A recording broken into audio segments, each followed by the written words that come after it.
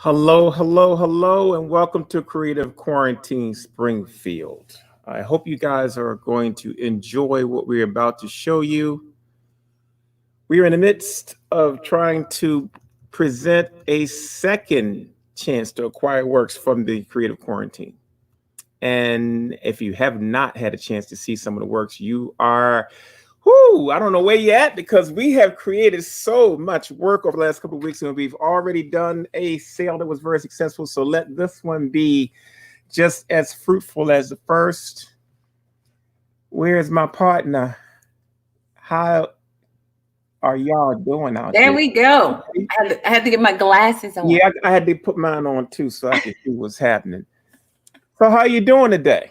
I am wonderful. You know, I had to put on my sale stuffed clothes. Well, you know, we yeah, I noticed the fluffy collar. I got to get me one of those. That's right. I had to put my jacket on. Well, you know, today is like getting near crunch time. Folks are falling apart. I know. There's a lot to do. There's a lot of moving parts to this whole process with artists. When you create the volume of work that we've created, and look, I don't know if you guys have an idea of how much work was created. I'm going to put it on the screen for you so you can. Thank you, Michelle. Michelle says she loves my fluff. Yeah, the fluffy thing is cool. You starting the trend. Look at the screen, y'all. We are officially over 300 works created. What did I say? You said it, baby. But by the time Sunday gets here, it's because it's not all in. It's not all in. And so what that means is that our artists are now trying to finalize their list. They're trying to photograph their works. If they waited till the last minute, it's going to be crazy. Whereas some other artists have been doing it all along and are recently caught up. All right. A lot of artists are under pressure. With that being said, that's a lot going on. So what you got on your mind? Well, you know, it's just like you said. One of the things that I did want to just chat about is that whole last minute concept. You know, a lot of artists have been kind of keeping up with the grind, staying on top of things and just making it happen. And then you have the ones that we're kind of lagging a little bit, and they are stressed. They are stressing, feeling the need to get things in by Sunday. And, you know, it's just like with anything else. You have to stay on top of it. You have to stay ahead of it. It's not wait till tomorrow. It's all about keeping the pace. And that's one of the things that I find that several artists have. We have seen they kept up with the pace. They were producing every day. And then you have the ones that right now, this is a sweat hour for them. It's sweat time. And they're feeling it. Pancho, I think your mic is, hold on. Now you're muted. You were doing a Yeah, meet. I'm doing two things at one time here, trying to get the show set up for our sale. And I'm clicking. I got two computers open. If you see me going like this, trying to get things lined up. Andre's like all But over. you got some people that, I'm, it's just one of those kind of things. Mm-hmm. You're either organized or you're not organized. And you have people, and people do not like having to change pace at the last minute. Mm-hmm. That's just one of those things. So, hey, with 316 works created, I think it's We're doing pretty good, and for those that are sweating right now, it's not much to be done about it. People who sweating are just sweating. And people who sweating just turned in their artwork yesterday after 30 days. 30 days. 30 days. Just getting me their first photograph. So now they're having a meltdown. Meltdown if you want. Take the day off or something. Just get over yourself is what I gotta say. But in any event, so what you got on your mind, baby? You kind of where I am now. You in the same position. We're stretching for. I know it's like going towards. I am. I'm in a place right now that I've actually because I didn't necessarily like you had said you had a certain number of pieces in mind, and I kind of came into it with concepts and ideas of what I wanted to do. But it's like I was sharing with another artist. I said, we came in with these concepts and ideas with Michelle yesterday of what we wanted to do. And we may not have gotten all of those, but we ended up doing some amazing stuff that we hadn't even planned to do. So I'm really excited about all of the stuff that I've accomplished. And I may not have gotten everything that I had planned, but everything reshapes itself. And I am very comfortable with how many pieces that I've completed. So I'm not in this big rush panic to get more done, because I feel like I've completed the body of work that I needed to complete for this show, and everything else is an extra. Well, I think you're probably speaking for most of the artists in the quarantine. I mean, most of us had a particular goal in mind. We got into the process. We had all these extra things thrown at us. We had to make whatever adjustments we had to make. And most of us kept putting it forward. And so this is not just about, the creative quarantine is not just about 31 days. Creative quarantine is about you reassessing where you are in your creativity, where you are in your productivity, and to kind of use it as a jump starter for your year. So if you're just looking at this about, hey, this is what I'm going to do for whatever reason, then that's the short end of what a quarantine is for. Right. And you should leave here empowered. If whatever your productivity was last year, you probably already equaled it and passed it. So now you have a different platform to start on. This is about something bigger, And so what I'm hoping is that each one of the artists will use this momentum into the year. It's no way you can fail if you don't. That's what it was intended for from the beginning. And so I think more positive things have come out of it than negative. The bottom line is that, some folks are used to moving at one gear, and some people are used to trying to flex whatever gears they got. I'm a gear flexer, man. You got to be in this day and age, You really do, and it gave you an opportunity to adjust and to, like you said, to evaluate where you are and where you can be and where you can go. And it behooves anybody to not have taken advantage of so many amazing opportunities during this creative quarantine. And, I feel like I was just grabbing everything. Well, I mean, I think everybody was, I mean, if you were in this environment and you're not grabbing something, then I think it says something about who you are. And I'm not saying it's a bad thing, because I don't think you have to grab something from it. But I think what it's designed to do is to make you come out of whatever comfort zone you're in. Right. And you kept saying that over and over again. That's what I think your growth comes from coming out of your comfort zone. Your growth doesn't come from getting to a point and then staying there. Right.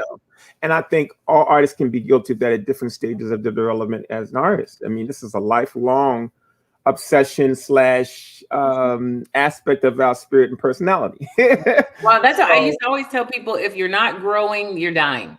Yeah. Like if you're not growing and evolving, you're dying, and you've given into that. So this was definitely a great boost, like you said, to get your year started.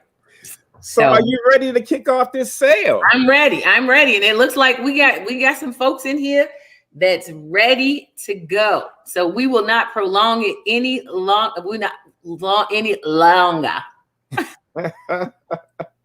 All right. So you got your list ready. We're ready to roll. I got it. I was about to call. I was like, "Where's my list?" Oh, you know it's in flight now. I know. That's why I went to the email first. I went to the email first. All right, y'all. So let me. We got the rules in here somewhere. Get the rules down, because we don't want anybody missing out on anything. Because that happened last time. Yeah, break that down for them a little bit. Why that happened last time? Some folks missed out on some stuff because they weren't here at 6, and they thought they could go back and recap, but you can't. You have to buy it at the show. You have to get it right here, right now. So all you folks that's watching and ready to go, this is your moment, and you can get it. And try to punch that button quick because it's timestamp. There you go. And the timestamp can be tricky. We learned that on the last one. Yeah, yes, we did. All right, so the house rules are real basic. Place the item number and the word sold in the comments section. All right, and once you do that, we know which item you want to get, and we will make sure you get that item. You know, we want to also make sure that you inbox us your email address and shipping address at Creative Quarantine so we can send you a PayPal invoice. But make sure you write the item number and the word sold. Very, very important combination. All right. Got anything you want to add to that, Louise? I think that's it. Just have your finger on the ready. All right. Well, here we go. We're about to get this party started. Okay. I'll let you start off. All right. Let's take this off so I can actually see the number. All right. Let's take that one off or bring it up. Whoop. Oh, there we go. We on each other's finger again. My hands right here. Okay, there we go. It's like my hands are up. All right. Number 1, we have lead by example. And this is Larry Poncho Brown. Led by example. This is Larry Poncho Brown. It is a 16 by 20 acrylic on canvas board. And this piece goes for $1,000. This is actually, is this a collaboration? No, it's not. This is yours. I remember. Yes. This is your piece. I remember when you did this. So led by example, Larry Poncho Brown, 16 by 20, acrylic on canvas board for $1,000. If you would like this piece, go ahead and put number 1 and sold in the comment section, and this will be coming your way. You got it. That's so correct, y'all. That's the good start of the show. So we got item number 2. It's called The Collective. The Collective is an ink and acrylic paper piece. It's 8.5 by 11. This is part of a whole series of pieces that ink drawing pieces that I did that were on different types of acrylic backgrounds. This piece retails for $750 if you would like this small original. And this is all these are original works, excellent entry-level pieces for your collection. If you would like item number 2, just put number 2 and sold, and the piece called The Collective will be added to your collection. All right, I'm going to attempt this name because I always like, okay, you say that. Kumiso. There you go. That's close enough. Kumiso. There we go. This is Kumiso, and this is Poncho's always throwing me some loop names. No, these are all African words. They're not loop names. I know. They're from your heritage. There you go. They throw me Okay, so Kumiso is Larry Poncho Brown's. This is an 8.5 by 12 mixed media on watercolor paper, and this piece is $800. Is this one a part of your mass series? It's a Faces series that I did. It's a Face series because I know you did a mass series. So this is a part of his Face series. So this is a part of a series, people, and this is a 8.5 by 11 ink and acrylic on watercolor paper. Mixed media on watercolor paper, and this is $800. If you would like this piece to add to your collection, go ahead and put number 3 in the comment section and sold. And this particular piece will be coming your way. That's right, y'all. We are moving ahead and moving ahead. If you guys got comments, make sure you put your bids in the comment section on the Creative Quarantine page first, please. Yes. We'll get all of them, but if you put it on the Creative Quarantine page, First. your timestamp will be faster. Mm-hmm. So go to the Creative Quarantine page right now if you got a chance, and get your finger on the trigger. And if you see something you want, put the item number in the word sold, and we will see it come up in our stream.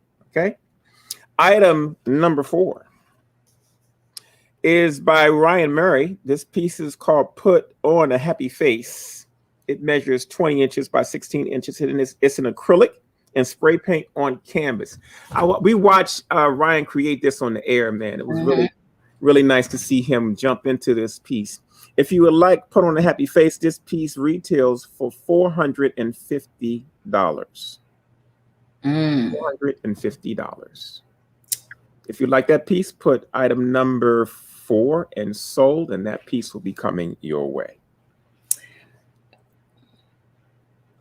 Okay, we have From 2 Planets Away, and we saw he did this one as well on air. He worked on this piece. This is from Ryan Murray, and this is a 16 by 20. This is a spray paint and rice paper on canvas. This piece is retail for $685. This is another Ryan Murphy's 16 by 20 from 2 Planets. And if you'd like this piece, go ahead and put number 5 in the comment section and sold. And this Ryan Murphy's piece will be coming your way. All right. Item number 6 is another piece by Ryan Murray. This was called Fatale. Fatale. It is a 12-inch acrylic and spray paint on, I think he does these on record. That's actually an album. Isn't that fantastic?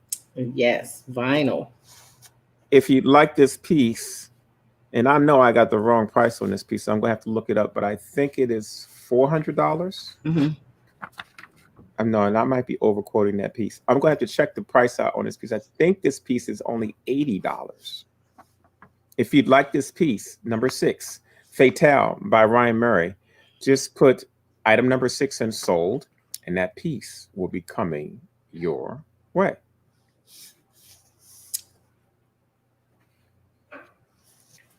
Okay, what is that?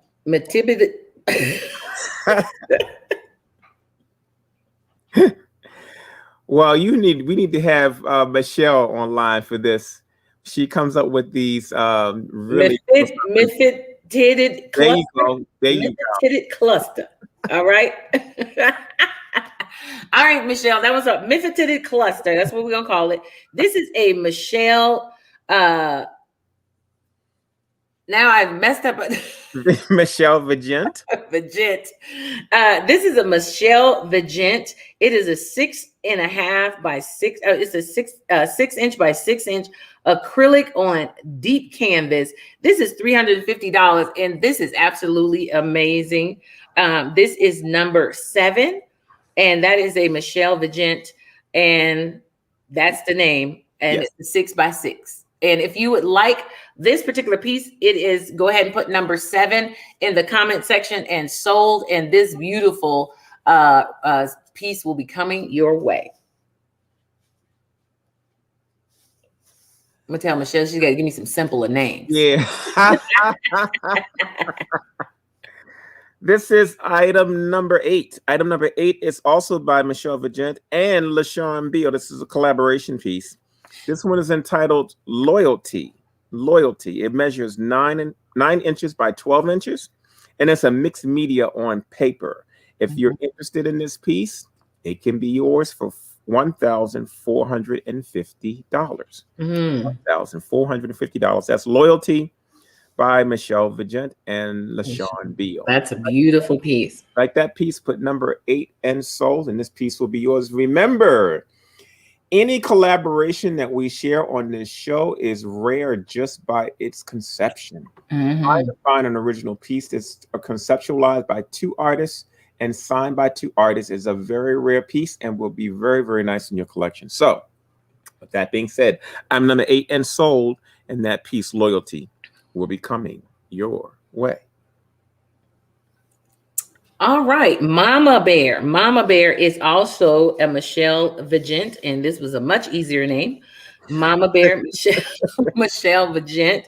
This reminds me of what is that bear one? Baby bear. That one. Beautiful piece. It's a 9 by 12 watercolor and ink. And this is $180. $180. This is number 9. If you would like Mama Bear, go ahead and put number 9 in the comment section and sold. And Mama Bear will be coming your way. All right, y'all. This is a rare opportunity to see This these one pieces is. before we have our exhibition in Springfield, which we'll Mm-hmm. be announcing on our show on Sunday. Item number 10.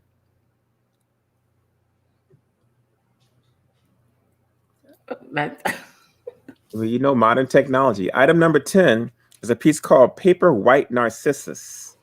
Yeah, that's a Louise Cutler piece, and it measures 12 inches by 18 inches, and it's an acrylic and ink. Is this on paper? That's a watercolor paper, yes. Watercolor paper. This is a part of our flower series. If you would like this piece, it sells for $700. This is Paper White Narcissus. It measures 12 by 18. If you'd like this piece, just put item number 10 and the word sold, and that piece will be coming your way. This is Pretty. This is item number 11 is Pretty. This is also a Louise Cutler original piece, 9 by 5 by 41. 9 by 5 by 41. This is an acrylic and ink on watercolor paper, and this is done in that alcohol resist pattern that I learned from Poncho. And this particular piece goes for $2,500. This once again is Pretty. 9.5 by 41 inches. And if you would like this piece, put number 11 in the comment section and sold, and Pretty will be coming your way. Item number 12 is a piece called The Moment Vase by Louise Cutler. That measures 8 inches by 5 inches by, I don't think that's right, but I'm going to just say it's, how tall is that? Is it 15 inches tall? Yeah. Okay, so it's 8 by 15 by 8. It's an acrylic, ink, and metal leaf on a bamboo vase. She did some hot vases for this thing, y'all. And it's got leaf around the edges. Oh, let me get back to the description. If you like this piece, I'm not shopping for myself, okay? If you like this rare vase by, is this the first time you ever painted on a vase before? My first time and probably the There last. you go, y'all. First Vase time piece. If you'd like this vase, The Moment Vase, just put item number 12 and sold. That piece retails for $800. That is a steal for a unique piece. If you like that piece, just put item number 12 and sold, and that piece will be coming your way. Let's Take Flight. I love that. Let's Take Flight. This is a LaShawn Beal and a Larry Poncho Brown 8.5 by 11 acrylic and graphite on paper. This is a $900 piece. Once again, this is a collaboration piece between LaShawn Beal and Larry Poncho Brown. This is Let's Take Flight.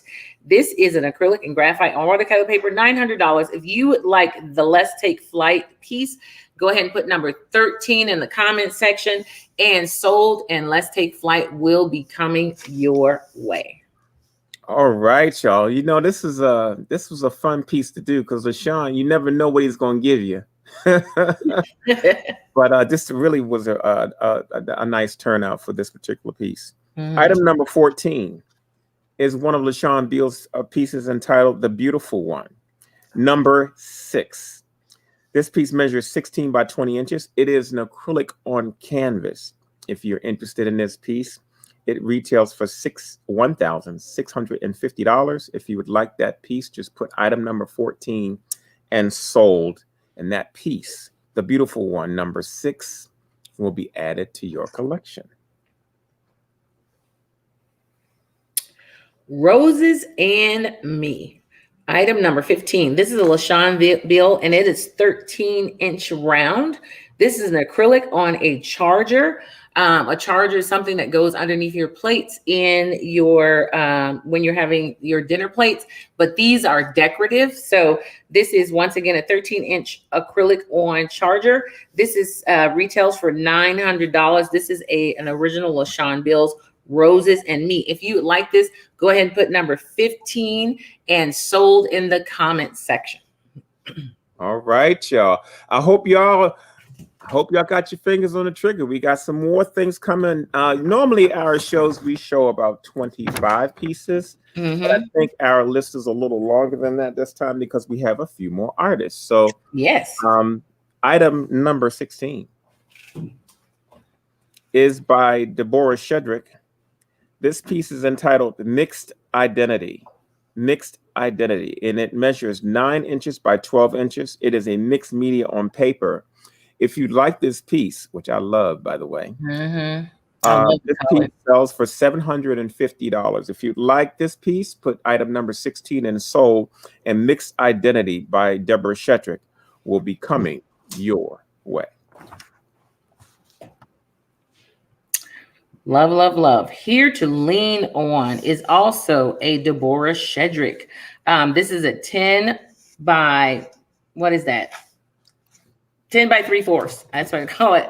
At 14 by 3/4 acrylic on paper board. This piece retails for $950. This is a Deborah Shedrick. Here to Lean On. If you would like this piece acrylic on paper board, this is item number 17. Go ahead and put item number 17 and sold in the comment section, and this will be coming your way.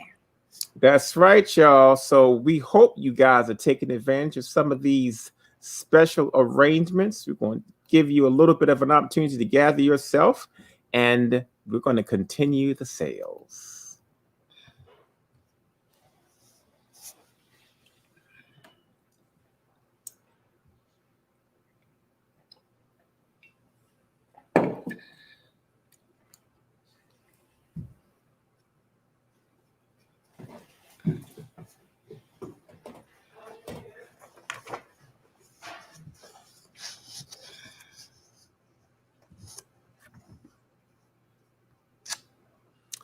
Our next piece is item number 18, and it is entitled Open for Business. This is also a Deborah Shedrick original.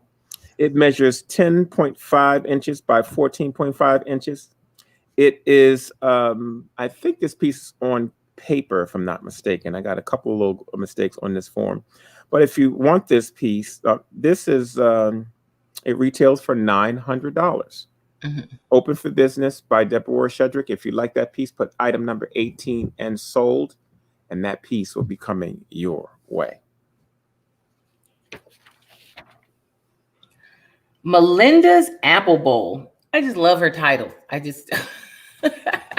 Melinda's Apple Bowl. This is a Lorraine McAlpine 8 by 8 oil on gesso board, and this retails for $100. So this is Melinda's Apple Bowl, and this is item number 19, an 8 by 8 oil on gesso board. This right here, if you would like item number 19, go ahead and put 19 in the comment section and sold, and Melinda's Apple Bowl will be added to your collection. And she makes those things look so well. You know, I'm not shopping for myself. That's a great looking piece. I like that one. Item number 20 is also by Lorraine McAlpine. That piece is entitled Fruit Bowl. It measures 12 inches by 12 inches, and it is a oil on gesso board. If you'd like this piece, the Fruit Bowl, it retails for $300. Y'all, I hope y'all paid attention. If you'd like this piece, just put item number 20 and sold, and Fruit Bowl, an oil on gesso board, can be yours for just $300. Hydrangeas. Oh, those, I love those. This is also a Lorraine McAlpine. This is a 6 by 6 oil on gesso board, and it retails for $150.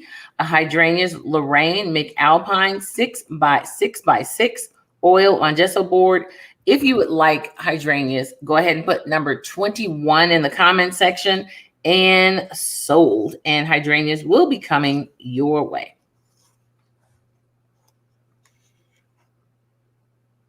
Item number 22 is by Karen Clark. You know, we have had a mad rush on Karen Clark's pieces. Item number 22 is a teapot set. Beautiful. Of course, I don't have the measurements on that teapot, but this is a standard size teapot. But look at that set. My gosh. I'm a little distracted. This is a ceramic teapot set by Karen Clark. It retails for $600. If you want a unique piece that nobody's going to have, just put item number 22 and sold, and the teapot set by Karen Clark will be coming your way. That is beautiful. Okay. I'm going to let you go ahead and let you do 23 so I don't botch up Karen's name. We're going to both botch it up, so you might as well go ahead and do it. All right, look. No, look. Ladies first. Karen going to be calling me. Well, Karen can pop in and pronounce it right if she wants to. Okay, she should have been here. Okay, I'm going for it. I'm diving in. Tyrette the Lioness. There you go. Is a Karen Clark. This is one of her really, really nice masks. This is an 8 by 6.5 ceramic, and this retails for $875. This is number 23. If you would like Tyrette the Lioness, go ahead, put 23 and sold in the comment section, and this piece will be coming your way. It is $875.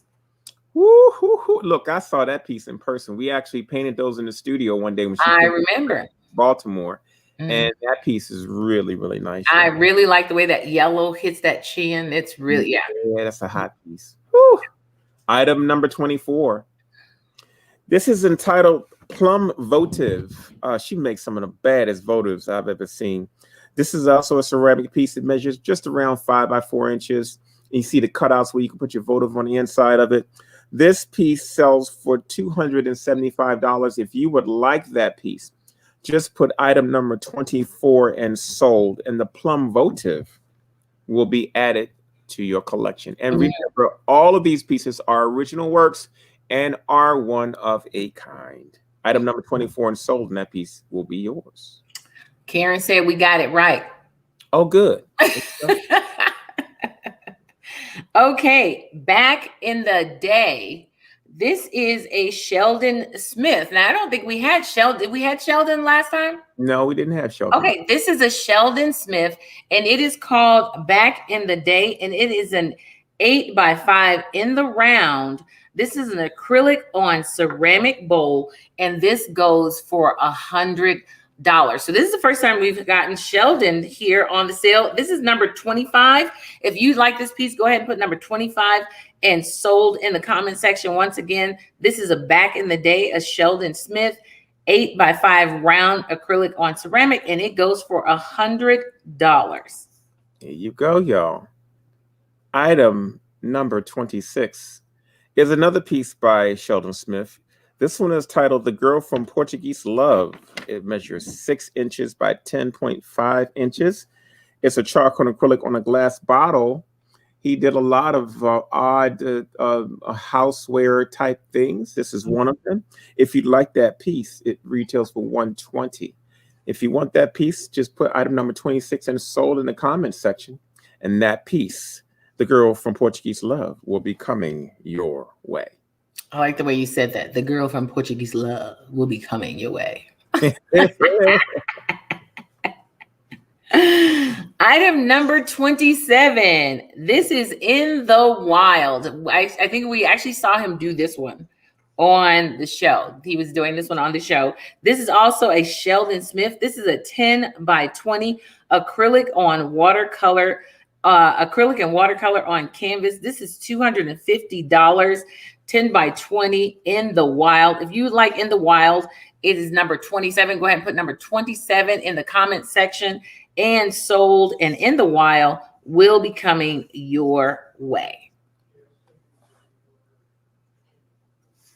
Item number 28 is another newcomer to our list. This is by Kathleen DeCuance Anderson. This piece is entitled, well, Orange Circle Square Earrings. They measure approximately 2.5 inches. They are polymer clay earrings made by Kathleen Anderson, and they retail for $55. If you'd like that pair of earrings made by Kathleen, just put item number 28 and sold, and that piece will be coming your way. Okay. Oh, we saw her make these. This one, white and black big pendant set. White and black big pendant set. This is item number 29. This is also by Kathleen Anderson. This is 40 inches long. It is polymer clay. And this retails for $190. If you would like white and black big pendant set, go ahead and put number 29 in the comment section and sold. And this particular piece will be coming your way. That's an awesome piece, y'all. And it also looks like it has some other bead adornments and some cowrie shell treatments on it too. So item number 29 is sold, and that piece is going to be coming your way. Woohoo! Y'all, I hope you're paying attention. Item number 30. Item number 30 is for all the men out there. I think she did this especially for us. This is called the Golden Shield Pendant. It measures 18 inches long. It's a polymer clay and wooden bead. It's got wooden and gold tone beads in it. If you want this pendant, it sells for $105. If you like this piece, just put item number 30 in sold. This is our last item. Our last item, people. Today, if you like that piece, put item number 30 and sold. And this piece by Kathleen Anderson will be coming your way. All right. All right, y'all. Well, there you go. There you go. So well, tell me, partner, how you feel about a third one, or should we just call it a day? What should we do? I mean, you know. Well, you know, I'm always up for we're just having a side conversation because I don't think they can hear what we're saying. Right. Yeah, I don't know if they can hear what we're saying. Maybe we should throw it out there. Are you guys interested in having another one? Having another sale? There you go. I mean, audience participation works well. Yeah. So we'll see what the audience say. What do they have to say? We got quite a few people out there watching. So let's see if they want to have one on Sunday, the last day, and have a sale, and it'll all be new work, totally different work from today. So if you didn't get yours in today, I think some people are waiting around just to see. It's like, I want to see all of it. But unfortunately, with 300 and something pieces, you're not going to see all of it.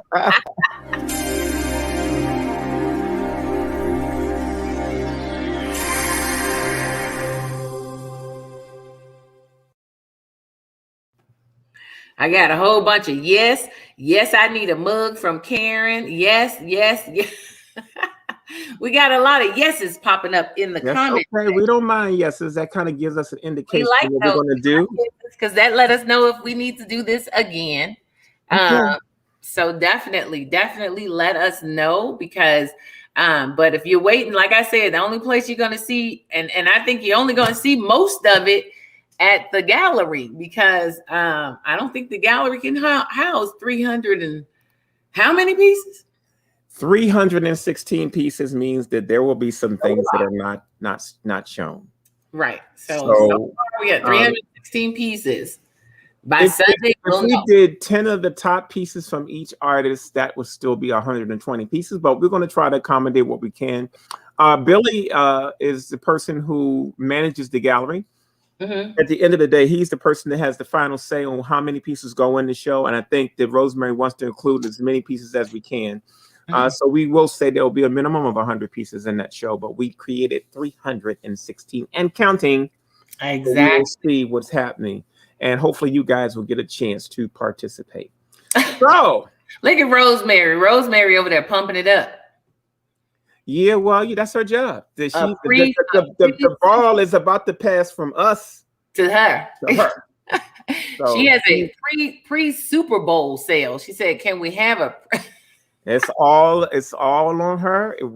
Everything pertaining to the gallery and the exhibition will be designed by Rosemary That's and all. Billy. Exactly. And hopefully we will have some firm information for you on the closing show on the 31st. Look, I talked to them about the 31st, the closing show. What should they expect on the last day?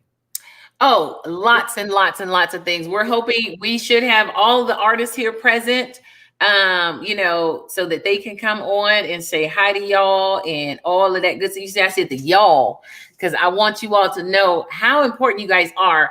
And I definitely think we might sneak us another sale in on that day, but know this, it is the last sale that will happen.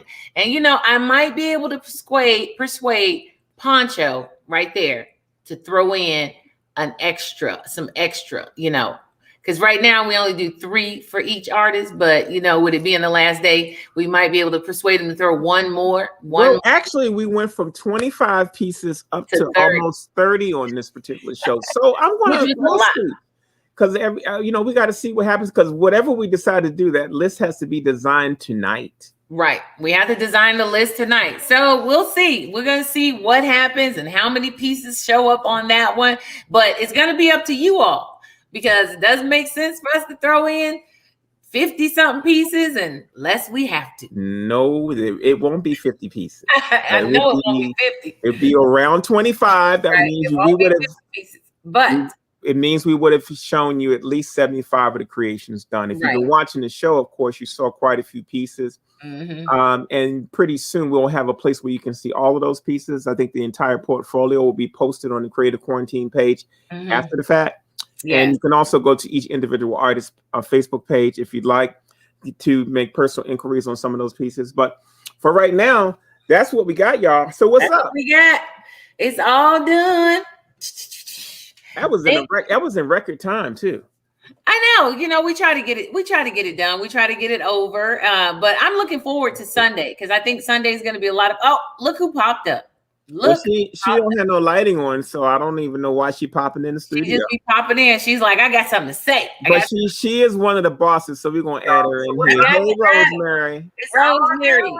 Where's the light for your face, Rosemary? She know better to come in here without no light. Now she's gonna try to find a light bulb in the kitchen. How you doing, Rosemary? Talk to us. This is live TV. We don't have time for scrambling. And you're muted. Come on, you know the deal now. Unmute yourself. Oh, we can't mute her. She muted herself. Unmute yourself, Rosemary.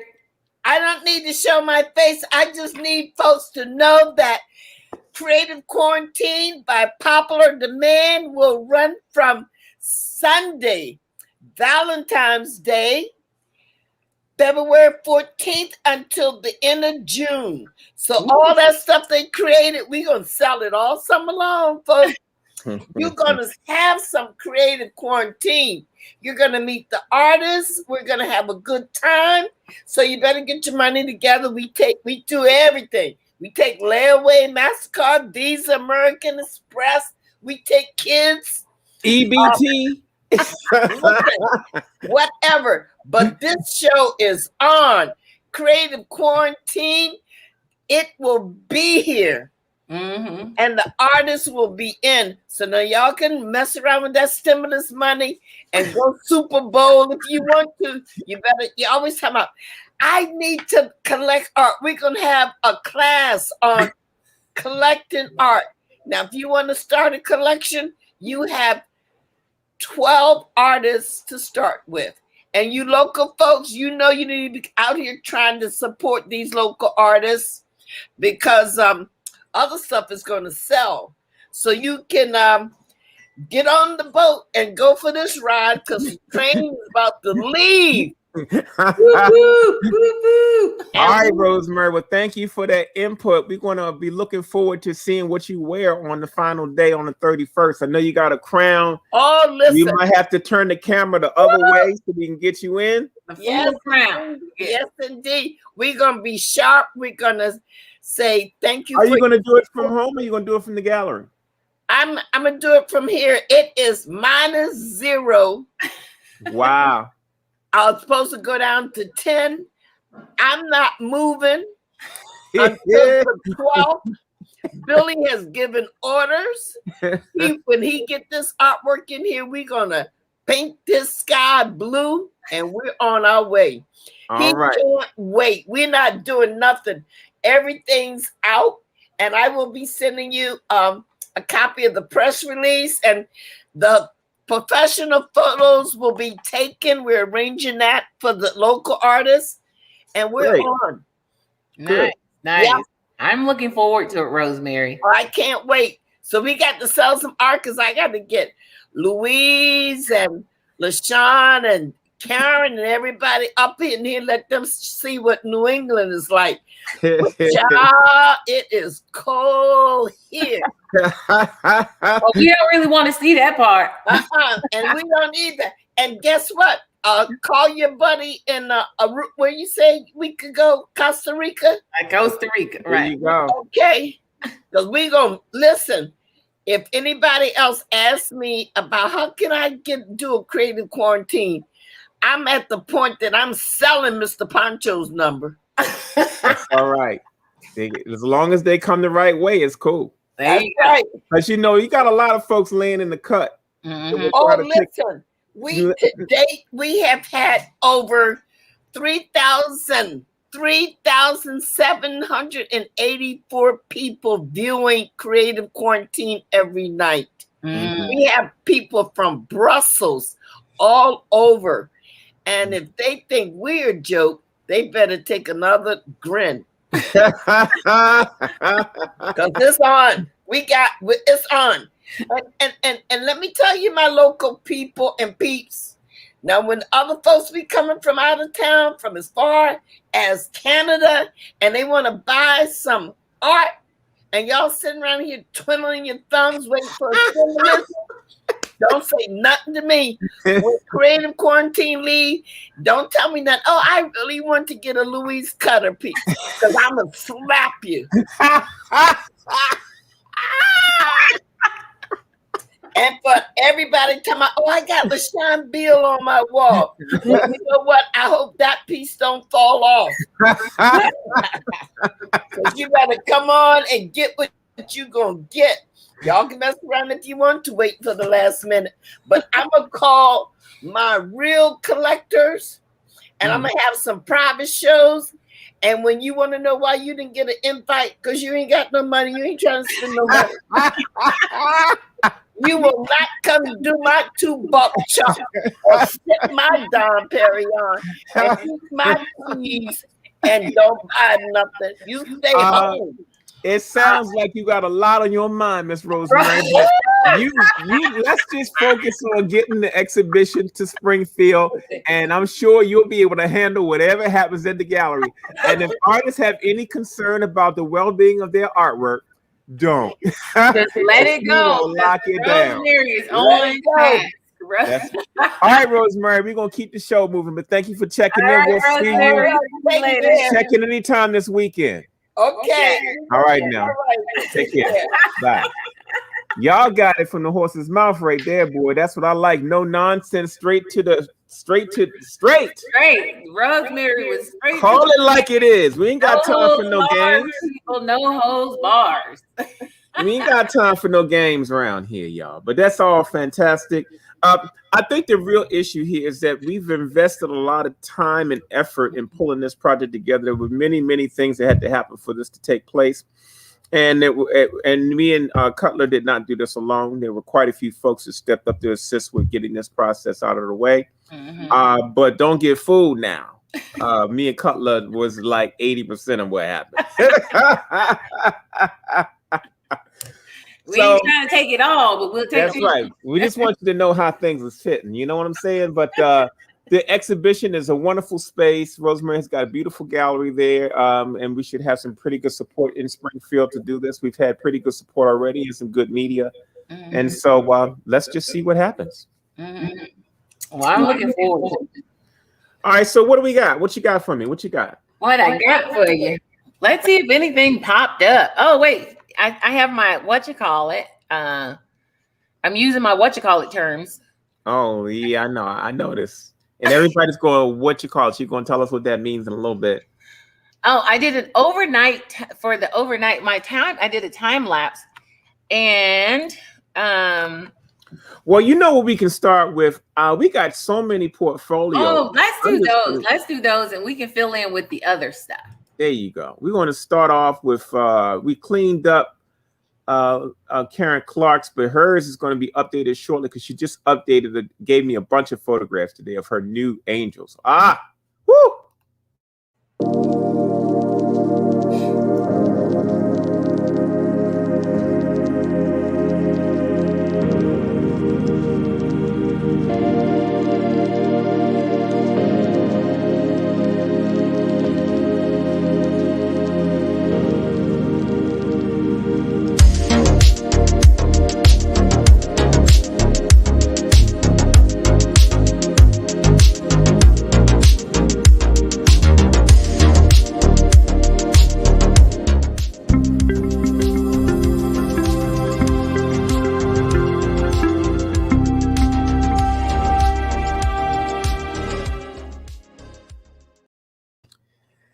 Yeah, y'all, we got some serious portfolios here. We got a new person in the group that just did a submission. So look out, y'all. Here's Miss Kathleen DeCuance Anderson's portfolio.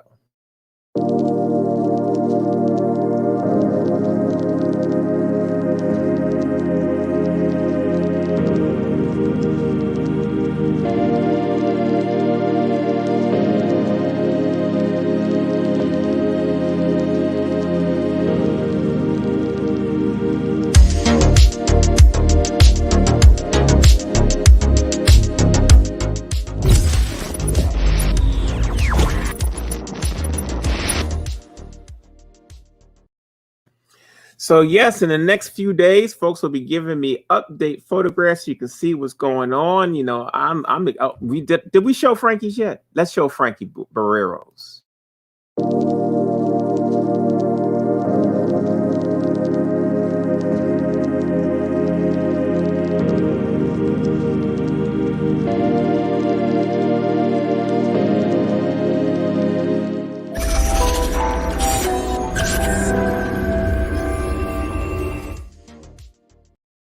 Yeah, we had to show those folks that haven't had a chance to get any exposure yet. So there'll be more pieces being shown in the course of the week.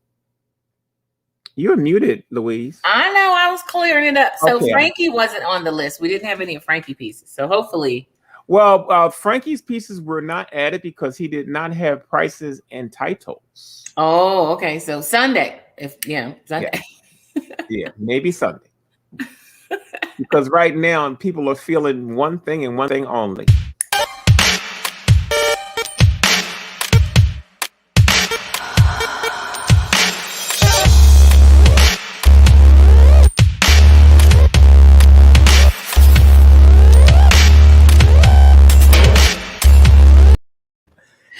Stop sweating me. Stop sweating me. That's why stop sweating me. That cracks me up whenever I see it. Thank you so much, Karen Clark, for sending me that earlier in the session. Boy, I tell you, that was something else. So you don't have a presentation for me, or you want me to start it off? Oh, no. You started off. It's coming. It's coming. Okay. So you started off. Well, I know you've been busy. I know you've been busy, and everybody else been busy. I got it. I'm not leaning on you, baby, because I know what you're doing over there. You holding it up. Did you get a chance to finish doing your molds?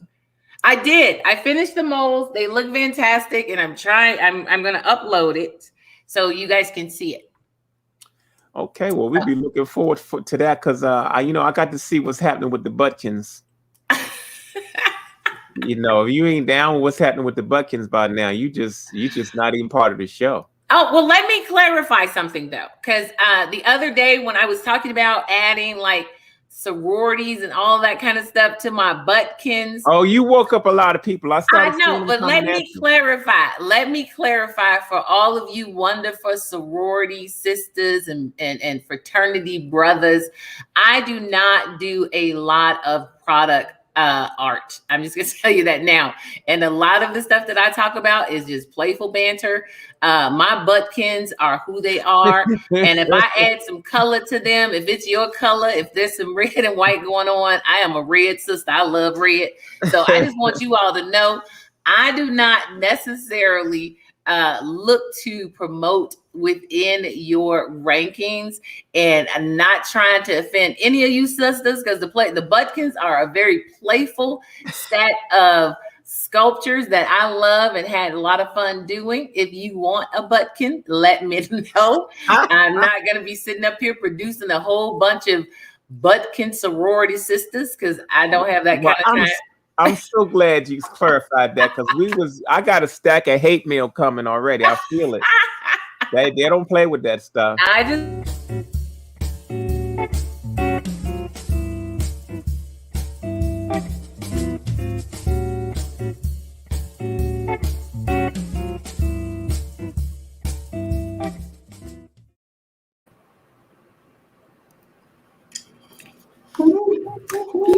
Day 29. We are counting down. We are counting down. We are counting down. 2 days left. And all I can say is I wish I had some more time to get some more of my work done. But I think right now everybody's probably feeling that same kind of vibe about right now. Everybody's busy wrapping up. Some people are just running out of gas. Others are just feeling a particular way about where they are in their progress. That's me. I got a lot of things prepped around here that I thought I was going to get to, and just looks like we're just not going to have enough time. But I'm reasonably satisfied with what I've been able to create over the last 29-hour day. This is day 29. So I got 2 more days to create.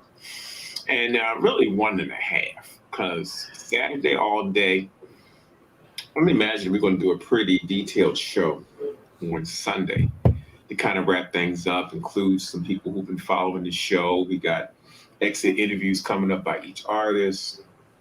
We might have another sale going on depending on how things go tonight on tonight's sale. So I'm kind of like just kind of going, I'm just kind of organically going into this, not knowing what to expect and having reasonable expectations. But I think I've been so overwhelmed by the support and outreach we've gotten from the day we started doing this to now. And it's given me a whole renewed vigor with promoting the Creative Quarantine. I was kind of doing it casually for a minute there, where I would do it whenever it was, whatever would fit, because trying to organize one is a challenge with the different components. You got a housing component, you got a display component, you got a workspace component. So trying to get all 3 of those legs to work right to organize something, especially if you don't have enough lead time, can be a big challenge. And then artists are so busy nowadays and the biggest criteria to be able to do this whole thing is being available for 30 days. That's not easy for the average person, but we got mothers and wives and all kinds of things in this situation.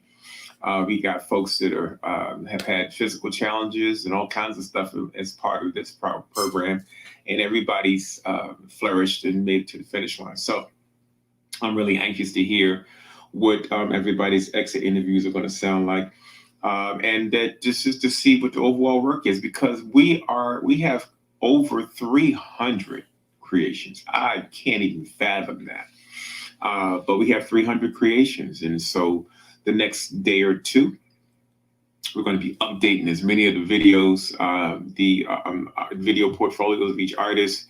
We got 2 more. Frankie Barrero has submitted 1, and Kathleen Anderson just submitted some stuff for her portfolio.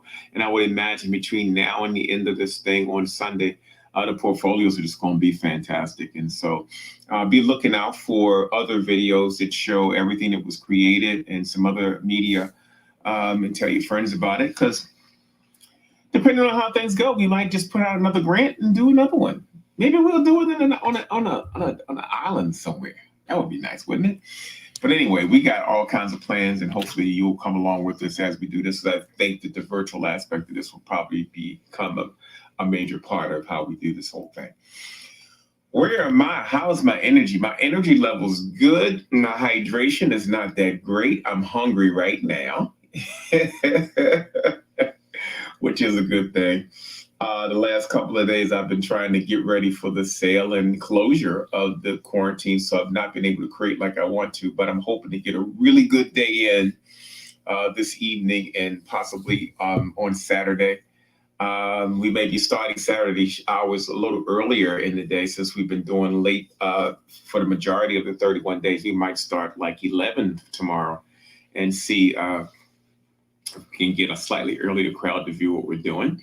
But we're experimenting. It's been a real organic process, and I've been enjoying learning as I go along because trust and believe, we have learned a lot in the last 31 days with regard to tech, with regard to bandwidth and the internet service, with regard to just the temperament of a multitude of artists. So it's been a very interesting ride, but it's been entertaining nonetheless. And I'm still enjoying myself, and I'm glad we undertook this because we could have just said, hey, you know, coronavirus, we can't do it. But somewhere along the line, we found the wherewithal to pull it together. And I think it ended up being way better than what we were going to do originally. So yes, I did miss the connectivity and having everybody in one space. I think the vibe is totally different in one space. But I think everybody making an attempt to connect the best way they could and coming into the studio and working all night and overnight. We did so many things that the camaraderie of the group is pretty good. Yeah, you're always going to have the good, the bad, and the ugly in a situation like this. But for the most part, I'm reasonably satisfied with who decided to participate and how. And I have to reserve judgment on the folks that disappointed me because, to be honest, in this situation, there were a few that disappointed me. But that's just the way it goes. You know, there are people who signed on for this that really had no idea what they were signing up for. And so that automatically caused a clash. They thought they were going to just be able to just to come out the box. And then when you're working with other artists that are serious about their game, you have to question your game. And so I think a lot of people had to make an assessment of where they were. Some people gained momentum by watching what the other artists were doing. And then some realized they had to get outside of that box. They had to get outside of that space that's really holding them back creatively. And I think that's what the quarantine was really intended for from the beginning. So overall, man, I'm feeling great. Day 29, y'all, day 29. So I think I'm gonna get in here and work on a couple more pieces to get them to finish. I've got some collaborations I'm trying to get out the way and let you peek in on me working on some of those pieces as I figure out what's next as we come to the last 2 days.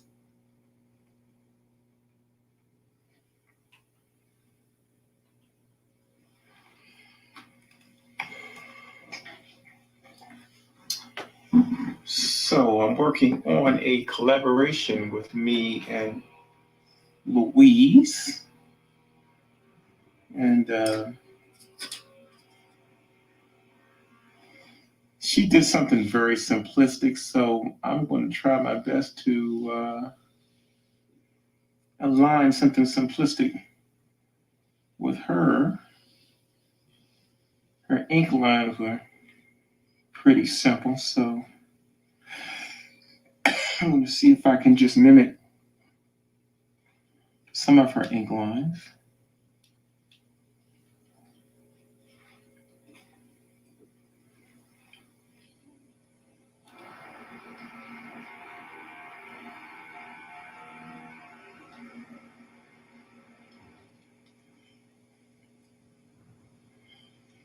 And she did a couple of she didn't have a nose on here.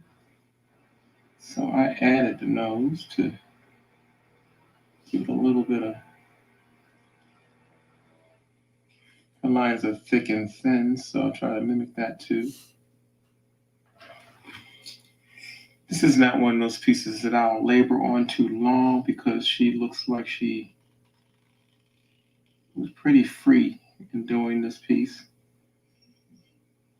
my goal is to try to align with, oops, it got a little bit heavy-handed there. But she's got some lines that are that thick too, so I'm not gonna worry about it. As long as it's thick and thin, I think it's gonna look fine. Her lines are pretty clean too, so just make sure the lines are headed that direction. And this paper has been wet, so it's kind of warped. I gotta be careful because that'll make me mess up my lines.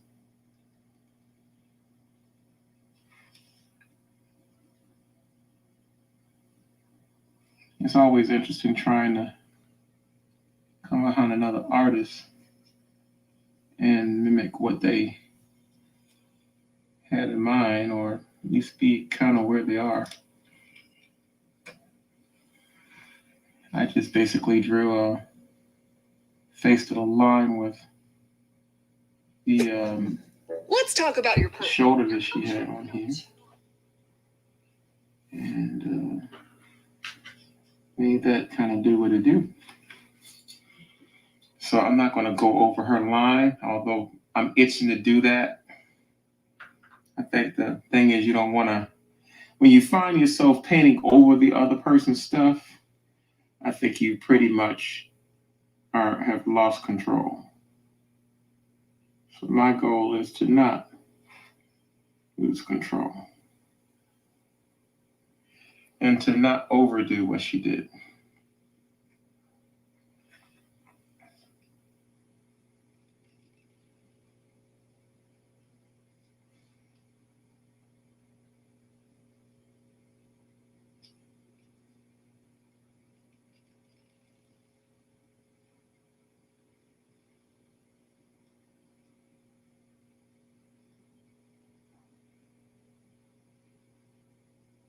I picked something that was kind of in the color range she was using originally.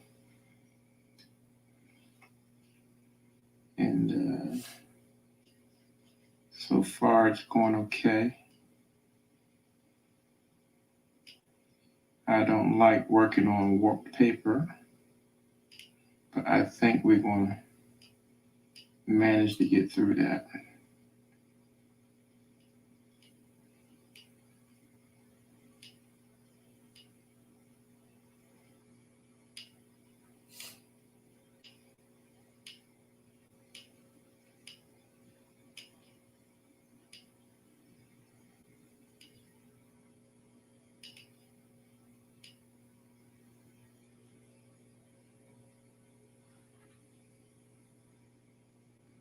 I wanted to put one little thing in here that made the eye kind of go back. So I added that cowrie shell. And I think this is kind of where I'm going to try to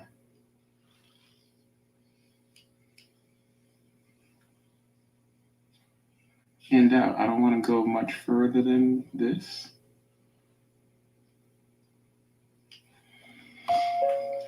She got a little smudge in the lip here, so I didn't want to go back and put details in that lip, but since she got a little lip line there, I'm going to put a lip line on mine.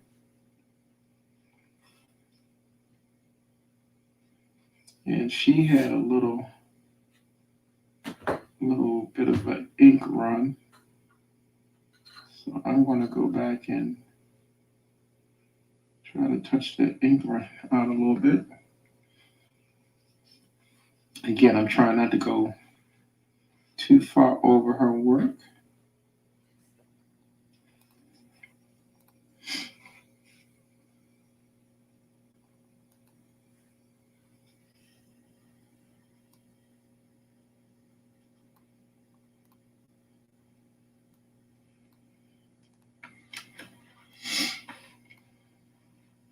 Now she did some stuff in the lip that was simple, and one part of me does not want to mess with that, so I won't. And this eye where they join together, I think she did like a little pupil thing. And I think I'm going to elaborate on that a little bit. And I think that's a spot for me. One part of me wants to put a line down the front of her face. But Louise did not do that.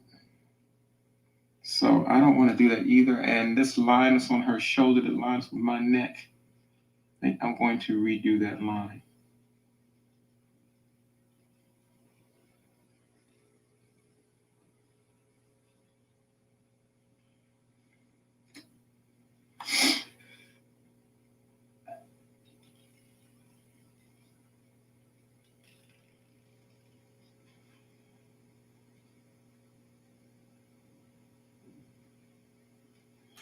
All right, I think this is where I should stop.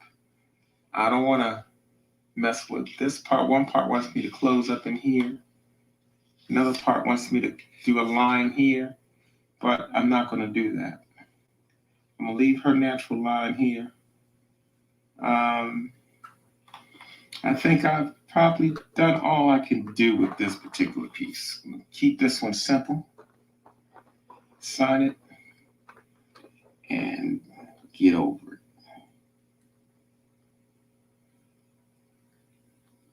Let's see, she got her name way down in the corner there, which is going to be a problem for framing, but I'll let the framer deal with that. I always leave enough room on the edge of my piece for my framers to deal with it. And I don't want to sign over her chest, so I'm kind of forced to either do something funky in this corner or go up this little ledge or go up her neck. So I think I'm going to go along her neck.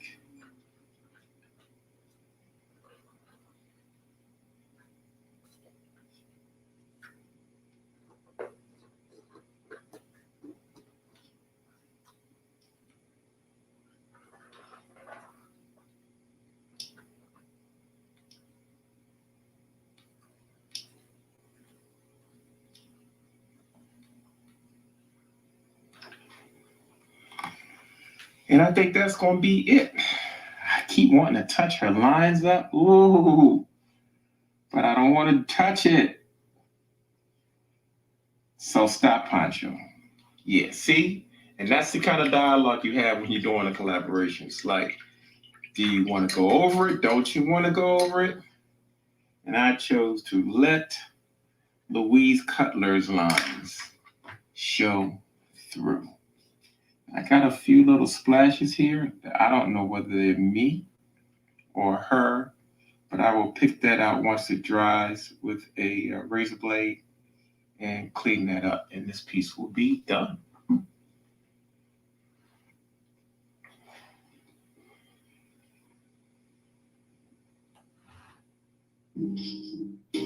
But this is a very successful collaboration. She submitted the background with this one runner right here, and then I just went back and put two other runners in there. And the title of this piece is Finding Our Stride. Finding Our Stride.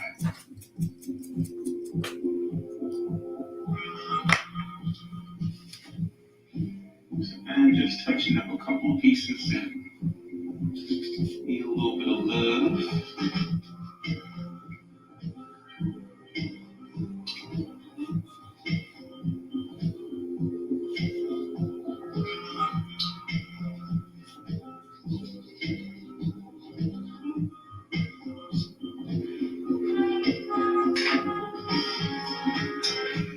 So this one is pretty much done. Put that one to the side. Here's another one that we created. She had the central figure here, her hand raised, that arm was down. She came down here, she had one leg forward and one leg back. I went in and put this other leg in the center. I threw that other back leg backwards. I threw this arm backwards as well. And I took this arm and I raised it here. And I started to put a ghosted face in here since that dark spot was there, but I decided to leave it as B. This piece is entitled, what did I title this piece? I gotta remember it.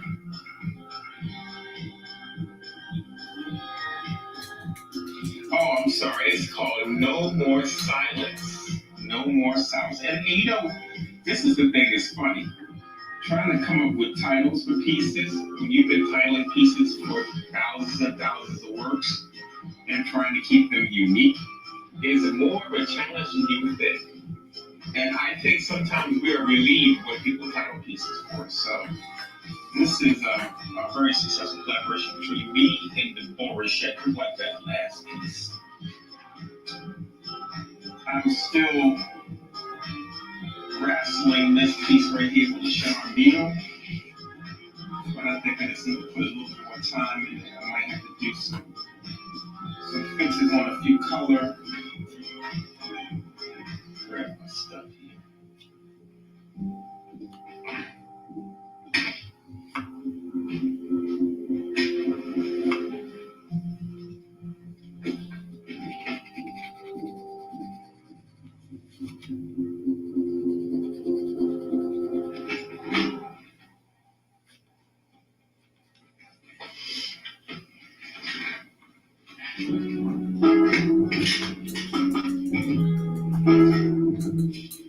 So the whole goal here is to take them to the finish line without a whole lot of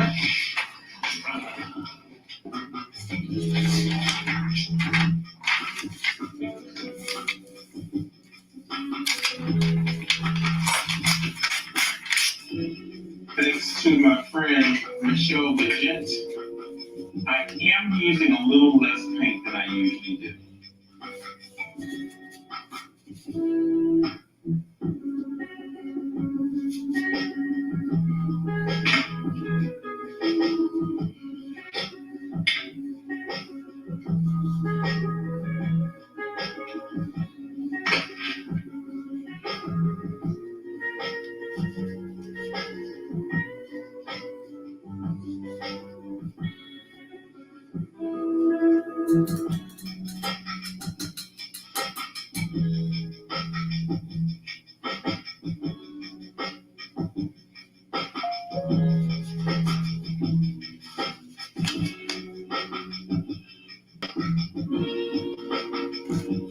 I think this is one of the last of the one of the pieces that he sent me.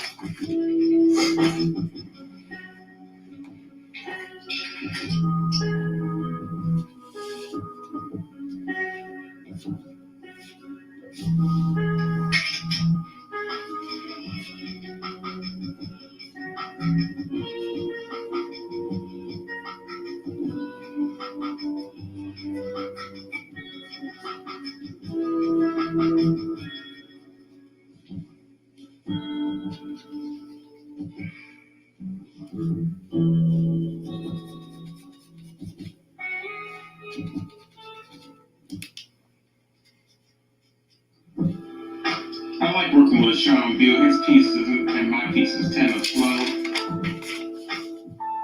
He gave me one difficult one based on the amount of space we have left. So I'm just going to go ahead and jump into that one as best as I can and finish it up. I might have to come up with a simplistic solution for that.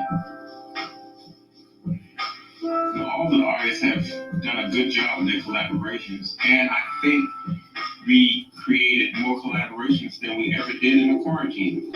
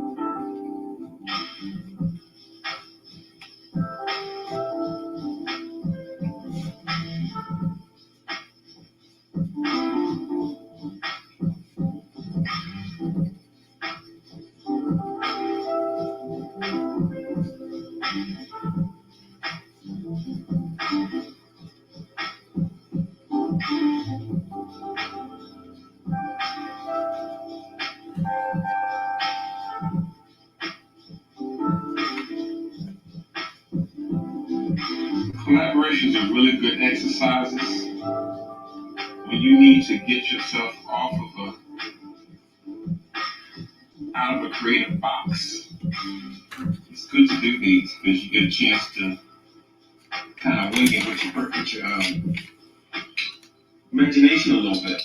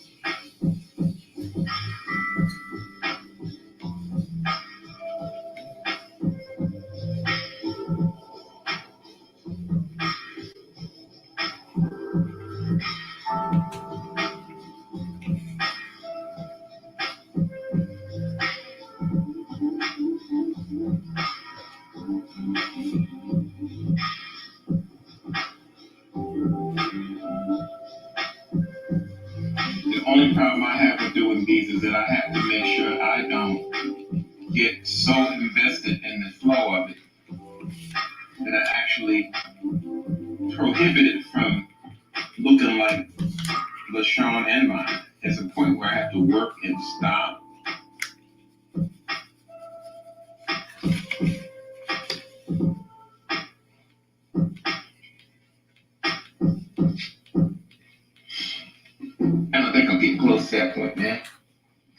Yes, that is LaShawn's flower.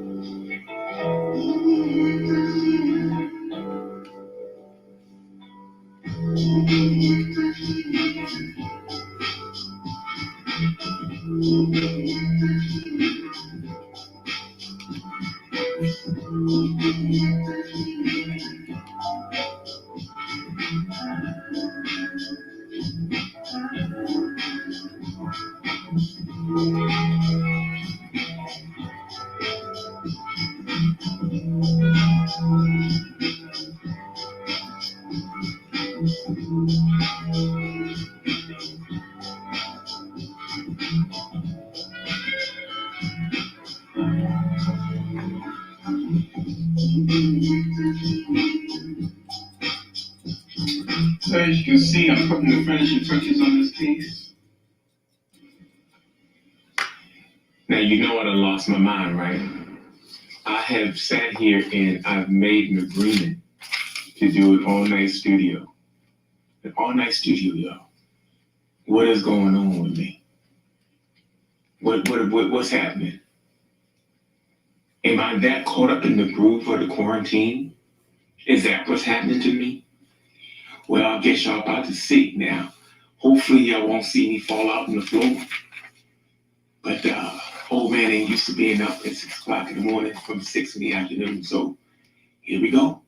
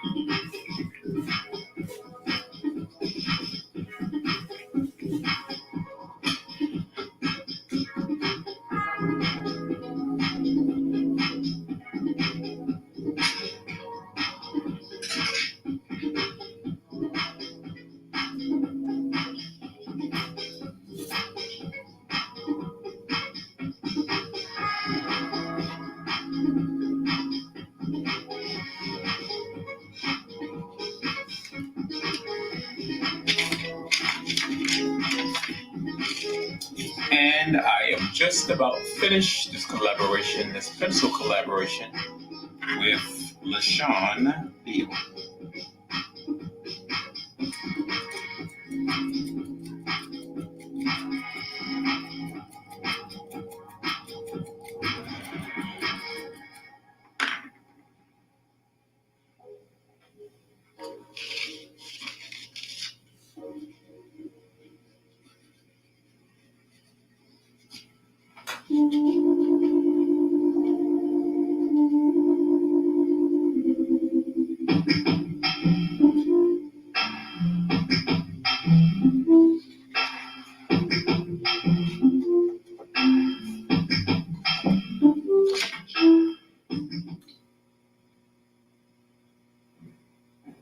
I hope that this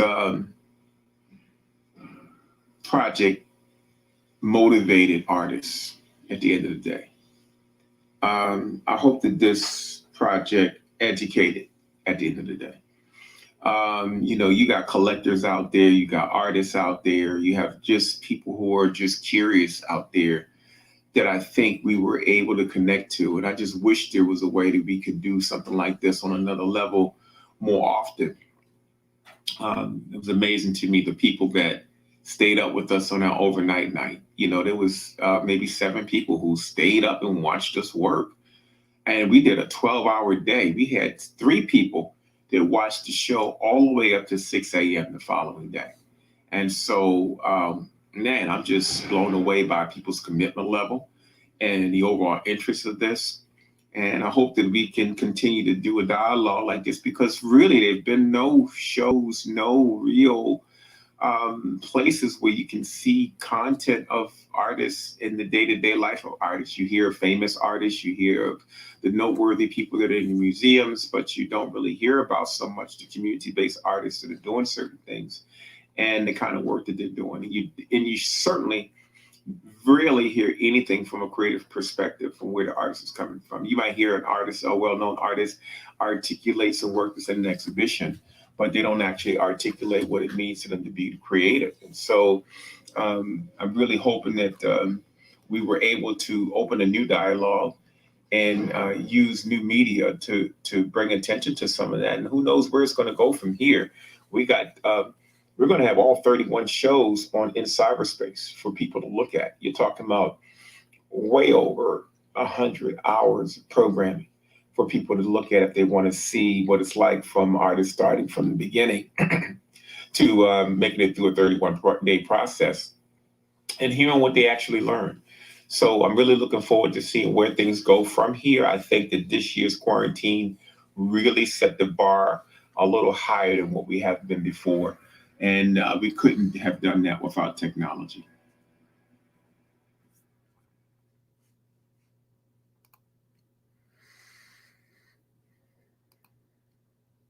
What's up, LaShawn?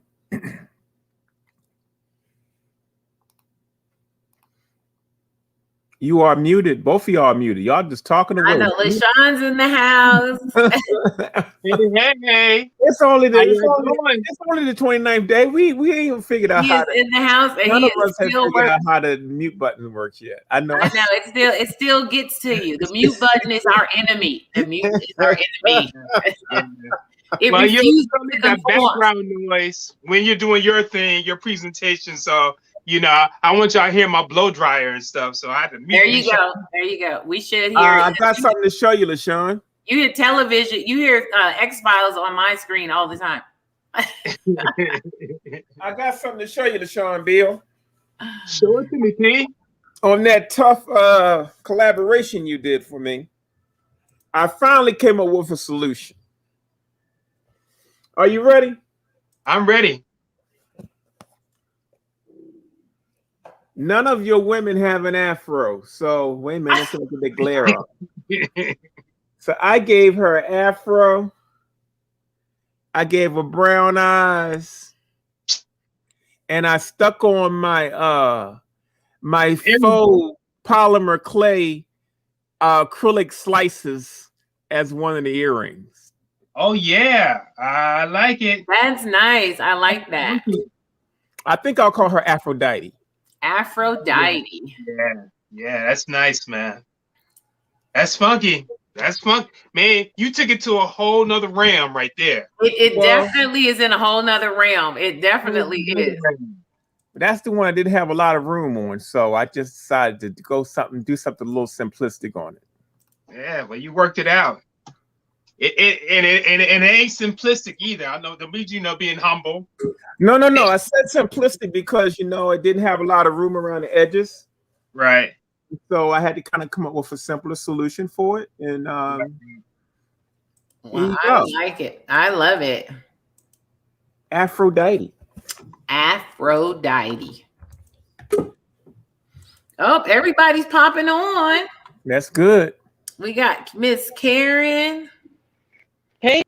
Hey, what happened? Poncho, were you popping Karen on when I popped Karen on? And then we popped both. We probably did. We popped her off. Hey, Karen. Hi. Oh, Karen. He's really shaped up nicely. Oh my gosh. That is phenomenal. That's what I'm talking about. Thank you. Look at she's like don't you just hate a show off? No, in this situation, no. It's okay. You never hate a show off. It's okay. That's some serious stuff right there. Yeah, I'm looking forward to LaShawn. It's gonna be a party. Poncho, I got my email. Yes, ma'am. I got my email. Can you send me a list of some questions so that I can make sure that questions. Because I have my content, but I want to also make sure I don't miss anything. Mm-hmm. Well, I don't like prompted questions. We know, but some people might need a few. Well, I want y'all to use your own brain. Okay. Poncho. That's right. I'm going from past experience. Use your own brain. I'm not prompting nobody's statements. Okay. And you got as much time as you need. So, till Sunday. Yeah, until Sunday. There you go. Well, this no pressure at all. Right. That's what I was gonna say. I'm like, what? What do you mean? As much time if you talking from LaShawn, turn that piece around, man. I think he should have did that from day one and said, then you have nice. Thank you. Let me see. Put it over there so we can see it. Let's see. Oh, that's yeah. I like that. Yeah, I like the way you did the little plants on the bottom. That's nice. That circular little pattern going on there. Appreciate y'all cranking out some stuff, y'all, on these final days. I know. You want to see wait a minute, hold up. You want to see the piece I did today? What? Yes, of course we do. I feel like, what am I doing right now with my fluffy jacket vest on? I'm just chilling. Oh, wait, Kathleen showing something. What you got, Kathleen? Oh, you did the transfer? Nice. She did the transfer. Nice. Oh, nice. Very nice. LaShawn, you see those? Yes, looking good. Very nice. Very Yeah. nice. Shaping up nice. It really is. All right, let's see Karen. Everybody got something to show? Let's see Karen's. All right, Karen. This was last night. So I Nice. gotta just finish. So her face will be porcelain. The rest of it will be black. Mhm. And so I just gotta finish yeah. doing the touch-ups to it. Yeah, but Very other cool. than that, thank you.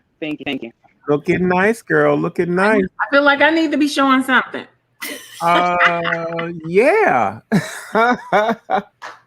That would You know, be a good we idea. only- we're at that show and tell point. Right, we're Okay, let me. got 2 Oh, more right. days. on with this.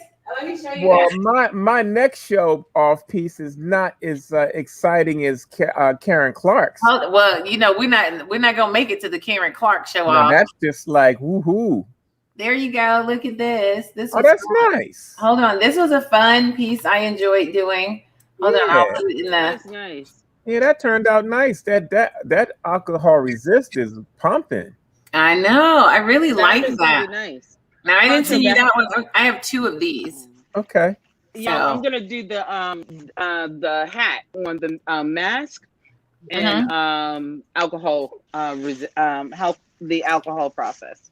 Oh, Alcohol nice. resist. Yeah, so I think that's gonna be fun. To show Hey, the Karen, paisley. did you send the head? Yep, they are en route to you. Okay. Oh, this is what I wanted to ask because I'm looking for a color for my lady. So I'm gonna put it up there and you guys tell me. Oh, Pancho, you have one? Red. I got one more piece I want to show first. This is from one of my palettes that I was using, Oh, wow. and I decided to paint a face in it. This is titled "The Artist." Oh, I like that. You did the thing on that. That is beautiful. Mhm. I I love that. Ooh, I got 4 more palettes. I'm going to probably use them all to do this with. that I is really very, like that. that is very Very cool. nice. Very nice. Very nice. So That's- we're gonna. Oh, go ahead, Karen. Red. Oh, the photographs that y'all should see the photographs that Karen Clark just sent me for her portfolio. Woo! Oh. Well, The we'll see when you angels. put them back together. Okay, so I'm looking for a color. I'm gonna bring her up because she's gonna be on this. We told you red. Huh? We told you the color red. On her? I'm going to, but I have to. Okay, so here it is. Well, you know red is gonna be in there. So here it is. I'm gonna do it this way because I don't want her to really slide a lot. Yeah. So I'm gonna stick with this black because I like this, but I'm looking for her garment color. Can you see it? Yes. Mhm. So I'm You trying. know what? I got a solution to it. What? Whatever color you use, you should alcohol resist her whole gown. That's what I was thinking. I was like, why don't you alcohol resist it? Well, I thought about that, but I don't know if I want to alcohol resist her whole entire gown because I want the shawl to be transparent. Well, you can use the black gesso to put in to define the shawl, right? Because I would do see, and I don't have black gesso like Pancho do. Well, you can order It is some. kind of look. It is kind of late in the game to be running to the art supply store, isn't it? Right. And so that's the whole thing. But the other thing is when I thought about the alcohol resist, but all of this is colorful, so I didn't want to add too much where it's too colorful. What was the first color that you thought of? Well, you know, I'm always thinking of red because red is my color. But besides So- that, what would be the next color? Red. No, make it pastel-y. So that's the whole thing. That's what. But that's this. I want something a little more contrasty because the background is sort of pastel. Do orange. Orange. Orange. Yeah, like a red orange. Okay, because I was like, orange has got to be kind of red. Okay, all right. So, but yeah, so that's where I'm at with the color. Mhm. So that's the one you fell asleep on about 3 times, isn't it? When I was painting these little leaves over here, And you had to re-wipe them. I have to wipe them down. So yeah, so that's where I am with this one. With that one, the other one I haven't even started, so don't expect that by Sunday. Okay. Oh, you got me all up, and now you telling me you ain't gonna be able to be ready by then? No, I'm talking Yeah. about this one. This one right here won't. This one, this particular one, because I'm still, I'm not gonna have this one ready by Sunday because I haven't even started.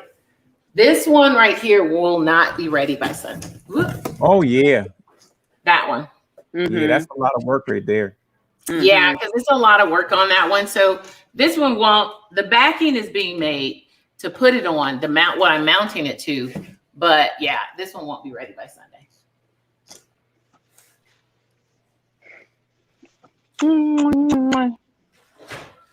But maybe it'll be ready before the show. Well, Thank you, Alika. Yeah, we're gonna have a whole lot of stuff that's gonna be before the show finished. Right.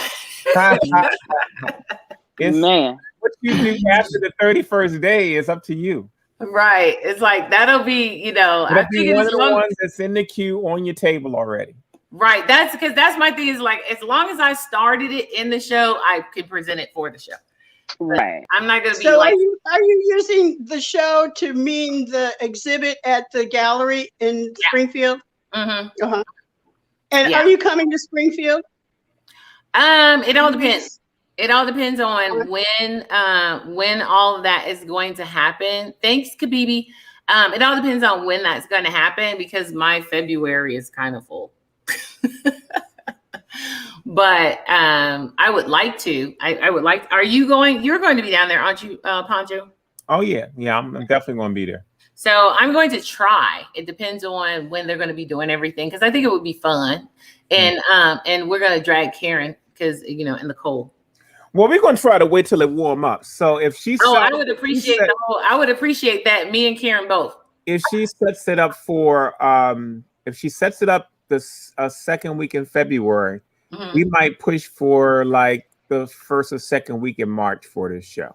Okay. Yeah. Okay. That's for the artist reception.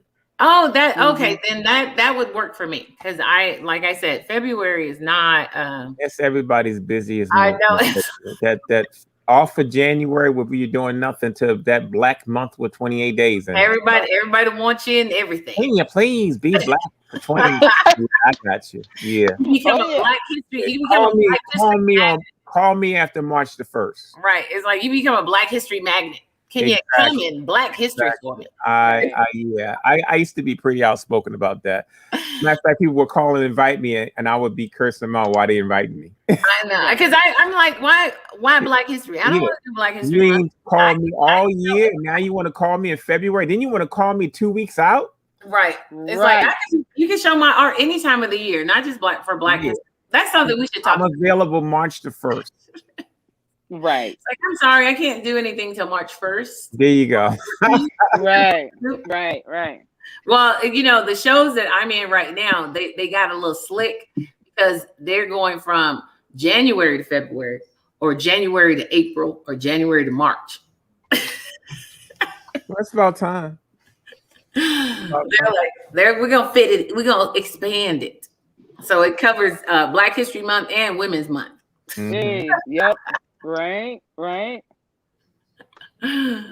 So looks like, oh, wait a minute. Hold on. There we go. That's better. Then it looks like I'm not just sitting here talking, but working. You are just sitting there talking. And then he blanks off and then he checks out on me, Karen. Yeah. All right. What's everybody working on? I am finalizing some things on this piece, and then I am going to the next thing. I'm going to be glazing in a few minutes. The last pieces that are going to be, the last part of, well, not last part of, but what we'll have on camera for the last day of the quarantine. Okay. And then I'll still work on the other pieces that I have for the quarantine that are still drying. Okay. Mm-hmm. I But love that guy though. He looks great. huh? I love Thank that you. man. He looks fantastic. Thank you. I like All him right, too. Kathleen, what you got? What you got going on over there? So I'm working on the safety pen? pin brooches. Oh, okay. Safety pin. Mhm. Yeah, I finished these two pieces earlier today. Oh, okay. Nice. This one was going to be a safety pin brooch until I put the safety pin in there and decided it didn't want to be that. It said no, I don't want to be that. That's what it said. I don't want to be that. I want to be a pendant. Oh, okay, that's nice. And I then like those colors. You like the colors? Mm-hmm. Mm-hmm. Uh-huh. And then I put the translucent polymer. Oh, right. Over these two. Oh, over the LaShawn ones, and that's the Yeah. that's the one you put with that had one of your canes, right? This one, the color, No. that color, or was that the second pull? Yeah, these are coming from. No, this is the transfer of the transfer. Okay, all right. Remember, I did the transfer and took the sheet off and then put that sheet onto clay. That's what this is. That's what this is. Okay. This is the second round. Okay. But this was the first round that I added my own. Oh, right. There it is. Okay. Mm-hmm. Yeah. Mm-hmm. But it's kind of smudged. Oh. Can you see how it's smudged? Not so much over here, but okay. Okay. Yeah. In person. Mm-hmm. You can tell. Anyway. Yeah, okay. I can tell. So like I said, I put the translucent clay, not the liquid clay, but the solid clay. Mm-hmm. Did a really thin sheet and spread it out over it. These. Nice. Yeah. Mm-hmm. So now they're ready for back, and I'm thinking I'm going to do some kind of a lacy treatment onto them around the edge. Okay. That should be fun. Yeah, that should be fun. I've done that before, so I'm thinking it'll be nice. Oh, I can't wait to see those. So now I'm working on the safety pin brooches. Okay. These black ones that I started last night. Put cornstarch on this chopstick to keep it from sticking. Actually, I did that wrong. Put cornstarch on the safety pin.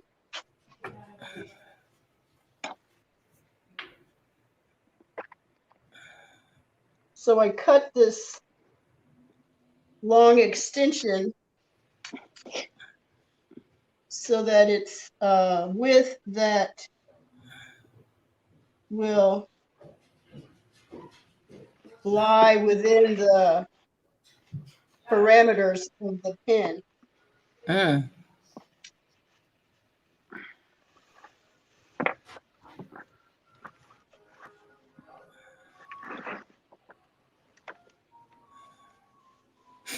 And then do you roll it down or? Yeah, and then I roll it down. Okay.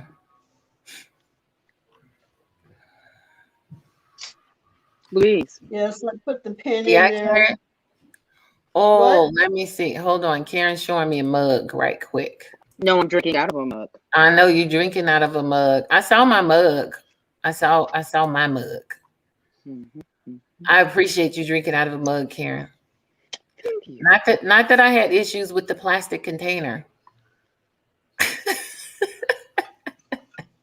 All gone.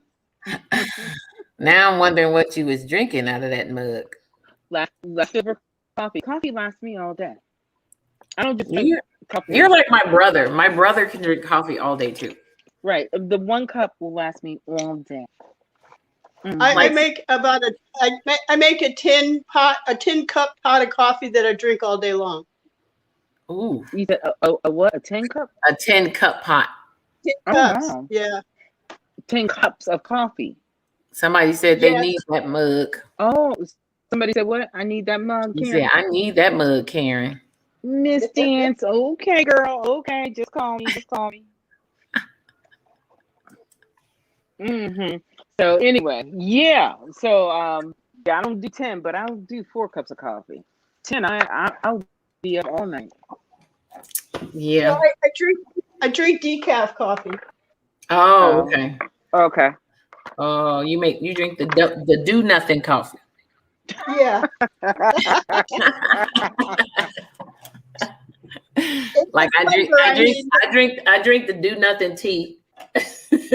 Oh, you drink decaf tea. Okay. Okay. Yeah, girl, if I drink caffeine, I'll be I told you what happens if I Yeah, so it's the flavor I'm after, not the caffeine. Oh, I'm after both. I need them both. What you say, Karen? I want it all. I want all of it. My mother says, what does she say? Give me the grape and all the juice. That's right. That's what I want. I hate when I lose my tools. Well, it's inevitable. I've lost everything in this studio. I mean, it's here. I see it. I just don't. Oh, no, it's here. I see it. It's just that I can't put my hands on it right now. Oh, I hate that. We're gonna watch forget it. Watching LaShawn scratch his elbow. Oh, very nice. Very nice. Very nice. Go on, LaShawn. Do it. Ooh. Now you gotta make some Afro women with the Afro.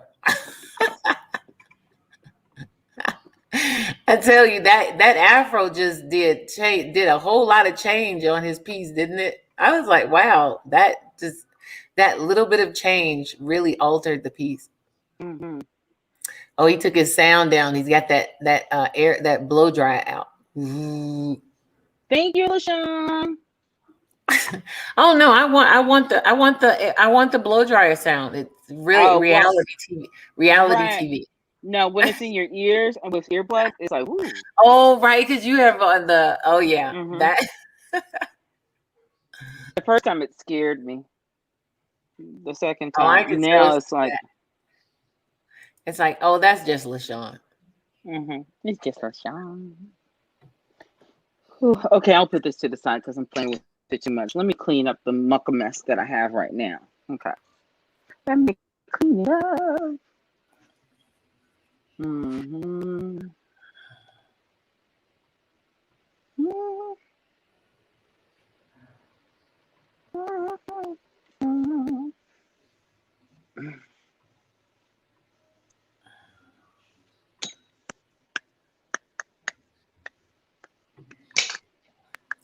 Oh, I wonder if Poncho's gonna. Oh, wait, I do have a video. Let me show a video. I have a video.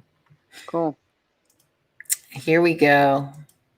The making of the elephant. Oh, Lord.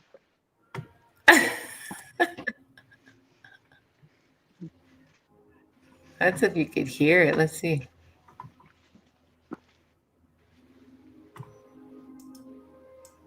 We did the all-nighter. It's about 7:30. So I just got up a little while ago. Decided to come on downstairs. Take a little break from the studio because we were there all night from the beginning of the show yesterday till about, for me it was 4 in the morning. It's from 4 to 4, and Eastern Standard's from 6 to 6. So they did 6 to 6, and I did 4 to 4. So because of the time zone, so our times are different. So I'm downstairs. I'm downstairs and I got a lot of lights on. Give me a second. That's where all this, let's turn some of these lights out. I'm not getting all the glare. There we go.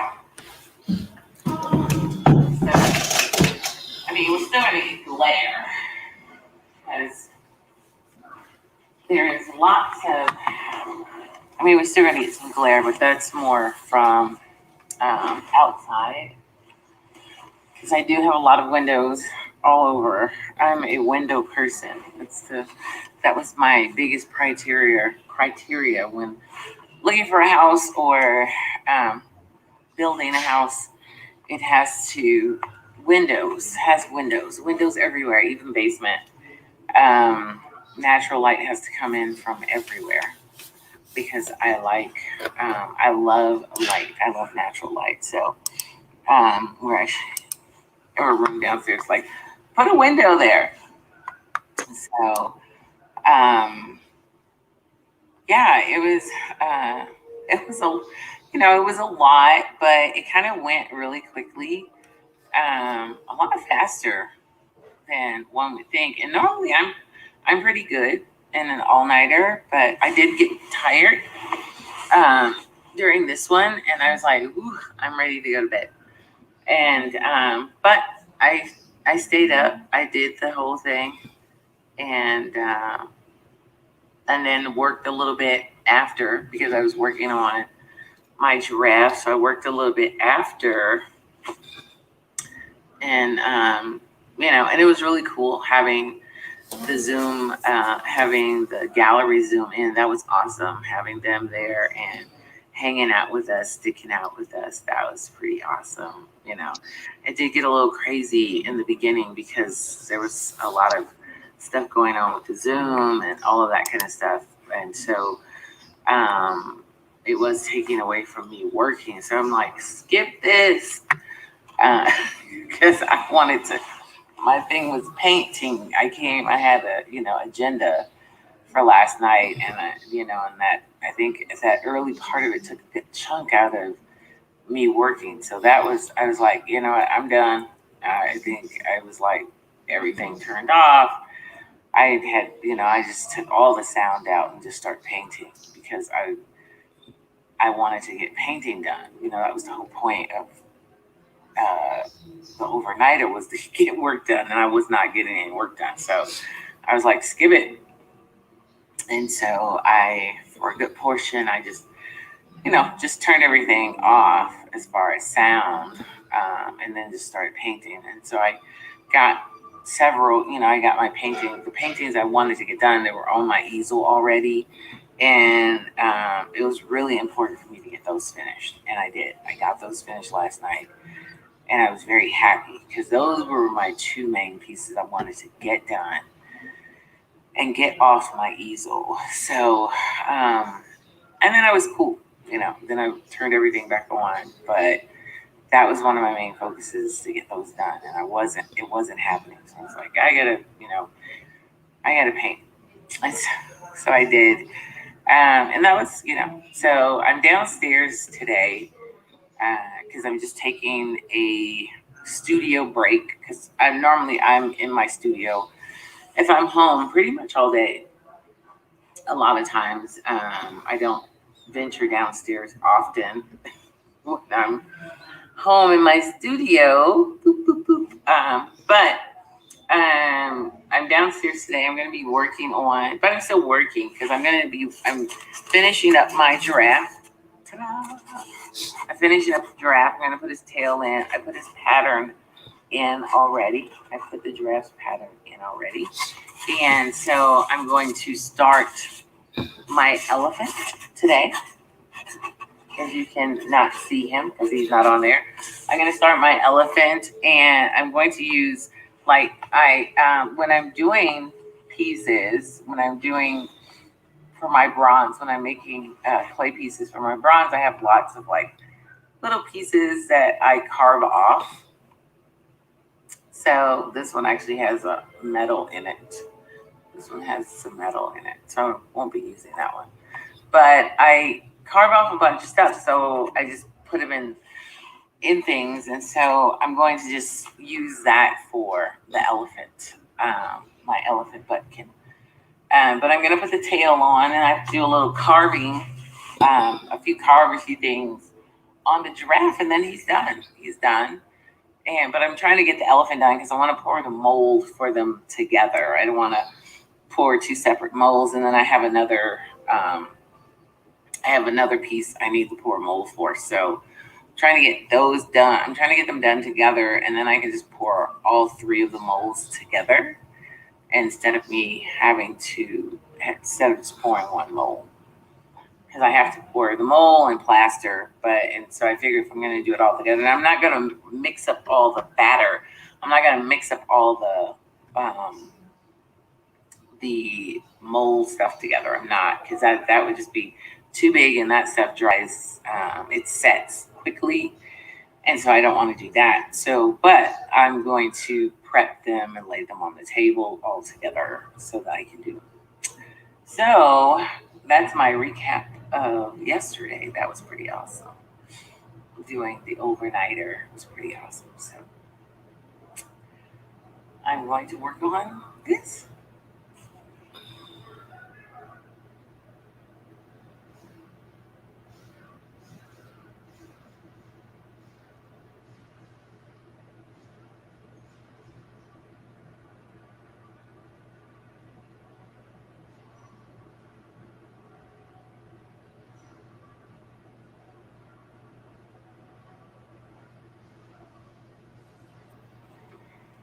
So I like doing reliefs, and you'll see that I have mostly reliefs because I like doing them. And one of the things that I like to do is I like to make sure these are similar in size. So that's why I'm putting him here, so that I can make sure, because I didn't want to run downstairs. I didn't want to run downstairs and get the buttkin and bring them down for the size. And it doesn't have to be perfect, but I like to try to make sure that all of these guys are similar in size. So if somebody decides to buy all of them, they can all sit in the same row together if they like that. You just never know how people want to buy things. So I like to try to kind of match it up, make sure that they are at least about the same size. They're not going to be perfectly the same size. I'm going to make this just a little taller for his watch out. So I like to at least try to make them a little bit the same size. And so one of the things when I'm starting, since I'm doing a relief, I like to create a surface, because this right here is very slippery. There's no texture. But I like to work on these, and yeah, I have spray paint still in my fingernails. I guess it's gonna have to wear off. And so I like to create a surface. And so what I usually do when I'm creating a relief is I usually cover the area that I will be creating on with clay. So I'll create this whole area, not all of this, but the whole area that I'm going to create on, or where I feel my elephant is going to be. I'm going to lay in this particular, I'm going to lay in this clay. So I'll lay the clay in like that. I'll lay the clay in.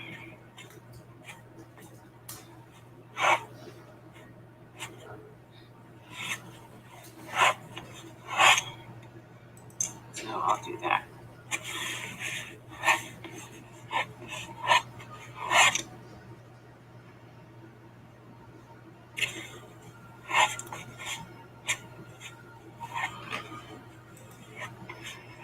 There we go.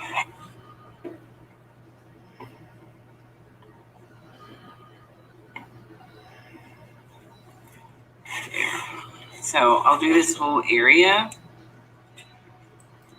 from top to bottom and lay the clay in. And I'll have to lay it in where his hands are. I don't know where his little, well, they're not his hands. I don't know where his little legs will go yet. And so I'll lay those in a little later, because right now, this is just all, like I said, this is just all, it's not even background, because most of this will be carved off. Like with the with the giraffe, all of the backing, I actually had to move the giraffe. So I had to recreate the back for him, for the giraffe. I had to remove him. So I had to create a whole entire new back for him, because I didn't like the board that I started on. It was too small, and it was not enough space for me to do all of the things that I need to do. So, and right now it's like, because this clay, I used this clay before, it has, I can feel that it has some little particles in it. And so when I find it with little particles or something, if I feel something in the clay, because you could feel things in the clay, I just try to take them out. I just remove anything that I feel in the clay that might be a foreign object, because like I said, a lot of this clay I'm repurposing, because it's been used before. It may have fallen on the floor while I was carving it, because these are carved out pieces of the bronze from creating my bronze clay reliefs. And so when I'm carving, things fall on the floor, they do all kinds of stuff. So there might be some foreign debris in here. And so when I'm doing this, I can feel when there's something in the clay. So if you see me doing this, that means I'm pulling something out, some foreign object out. Now I'm going to make this a little wider, because we know elephants are, they're not thin. They are a little plump, and that's okay. And so we want to make sure that we give him space. We want to make sure he has enough space to breathe. The need to breathe. He has a need.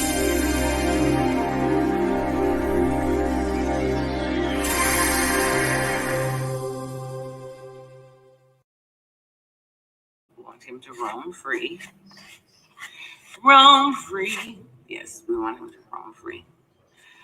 But I think that was from Born Free. I think that was a 60s movie, if I'm not mistaken. I remember that movie, and I remember the song. So there we go. So you can see I'm just taking my time covering the whole thing. And then once I'm done covering this whole thing, I will then start laying in the elephant. I'll start laying in the elephant. But I won't torture you that way. I think I've tortured you enough with just laying in the back, because it's you have to lay in foundation, and that's what this is. This is the foundation for how I create my bronze reliefs. So this is what I do for my bigger reliefs as well. I create a back, and then after that, then I create my reliefs on top of it. So this is just a smaller version of how I create my bronze reliefs on the same kind of foam, because this is the foam I use. I use a lightweight foam. I use a thicker foam for my bigger pieces. This is a thinner foam, which is cool for this. I had it upstairs, so I was like, oh, I have some thin foam up here. I'll use that instead of some of my thicker foam. So that's why I'm using this thinner foam, because this is cool. this is cool. And so now I find it a little slanty. So I'm just trying to even it out a little bit now because it looks a little slanty, and it may not matter because of where I center him is going to be where I center him. So it won't matter. But just for me, I'm going to try to unslant it so that it doesn't look slanty. It just looks like it's veering to one side a little bit. So I'm just changing the course, just straightening it out a little bit here. And that way I don't have to necessarily put him in a certain area. I can just put him right where I want him. And so that's basically what I'm doing.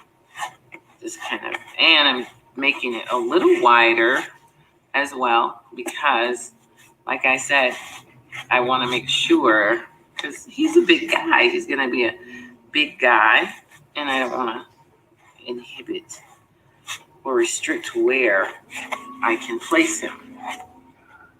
So, but yeah, I think that's pretty good. I think this background is pretty good for what I'm about to do. I'm just going to put this one to see because he's going to be wider than the giraffe. I just want to make sure that I made this area wider than the giraffe's area because you can see the giraffe in its space. But I had already, when I moved the giraffe to that spot, I had already finished that part of him. So he was restricted to that space that was made after. But the space that he was restricted to the other board because it was smaller. So I was glad I switched over. I just cut him off. With the blade, I just cut him off of that and then transferred him onto a different board after I prepped it. So that's all prepped and ready for the giraffe.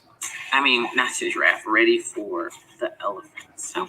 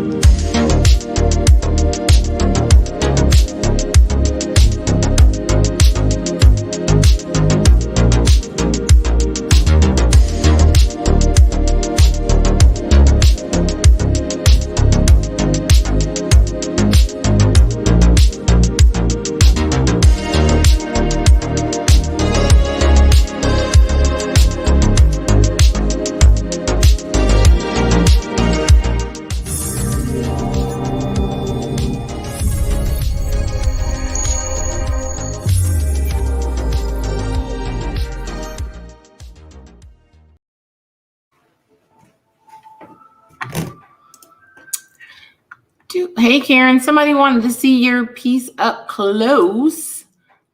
I'm not sure if it was that one or let's see. There was a comment earlier. Karen, can we see that one up close? That was from Zen Van Loan. Zen, was it this piece or was it the mask piece? So just let us know, and Karen be happy to show you up close. You're on mute, Karen.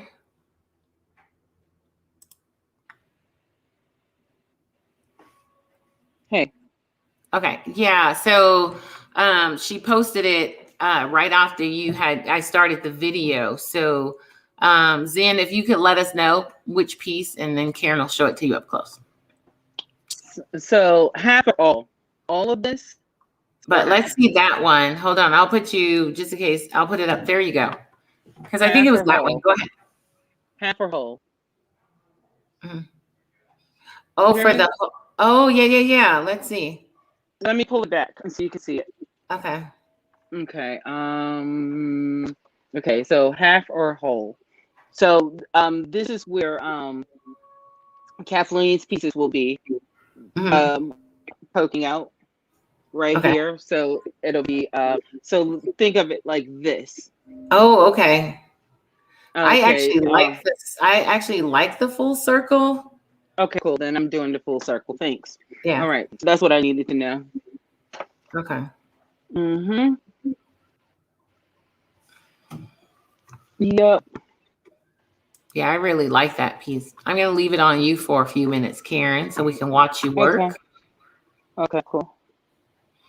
I'll take my name off, even though, that could be me. I'm Karen. I'm Karen Clark, creating. Thank you very much. All right. Confuse a few people. Confuse a few people. Yeah, I'm doing this for all of the ones that I was working on, dealing with I really like that. I like the shape of that and the lid. Thank you. I really like that. So this is this part of the lid. So now just got to clean it up and add some support to it. Mm-hmm. But here, this is what I was thinking. This clay is so cold. It's been in the car. Okay, so I'm just gonna do an imaginative kind of thing. Yeah, because I have an idea of what you were saying. It's really neat. It's almost like those things that the Africans used to put like in their nose or in their hair. The sticks that they would put in their hair when they were going across, when it was sort of like a circle at the top. Yeah, so it's really pretty. Yeah, and that's what will be the pop of color. So that's what I'm doing right now. So I just got to clean that up a little bit. Yeah. Oh, yeah, I'll just use it for the time. Yeah, I really like that. That's pretty. Thanks. I'm losing my stuff. What this is just clay to fuse it together. It's really hard trying to work with brown clay and white clay because I have to clean it up so much. So after this, yeah, because you can't have them mixing. Right, and this, and you can mix them if that's what you desire. But, this clay it dries faster than the brown clay. Oh, really? See, I didn't know that. Yeah, it dries faster, and I always put a little vinegar, white vinegar inside of it, so that it can fuse faster.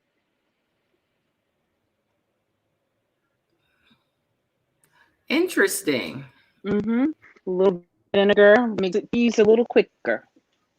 Okay. I left my baby sponge so I can get into the nooks and crannies. Your little round baby sponge. Yeah. I have a baby sponge. I love my little baby sponges.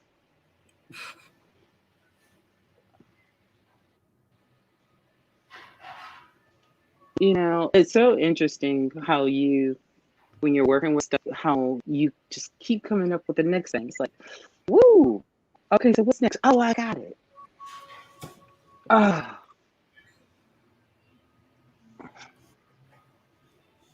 Did she answer the question? She still has not. Okay. Yeah, she still hasn't responded back. So Okay. No, so I'll just send this down a little bit later. Mhm. But I just needed to make sure that it's fused together really well, because Right. lids are the things that like to come apart. Mm-hmm. Mm-hmm.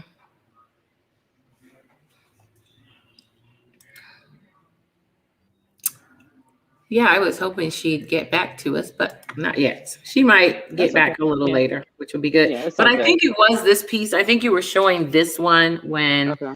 she said that. So I'm thinking it was this one. Okay.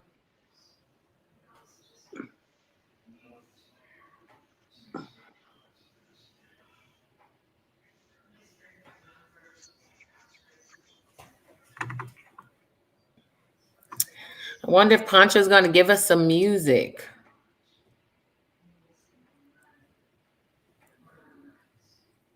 Mm-hmm. I know. Normally when I say that, then the music, it's my give us music Pancho cue. Mm-hmm. I found this music gives me a headache. Oh, that's most unfortunate. Yes, it is. My music gives you a headache and you give me one. Okay. Yeah, and you give me one, Pancho. You give There me a you headache. So we finally have something spiritual. Yes, I think you find me So your everybody's got a mirror headache. image. You're finding me your Not mirror hardly. image. Not hardly. Yes, It's nothing exactly. nothing about Exactly. you like me. Yeah. Yeah, Take I'm 2 your mirror Advil and call me in image. the morning. What'd you say, Karen? What'd you say, Karen?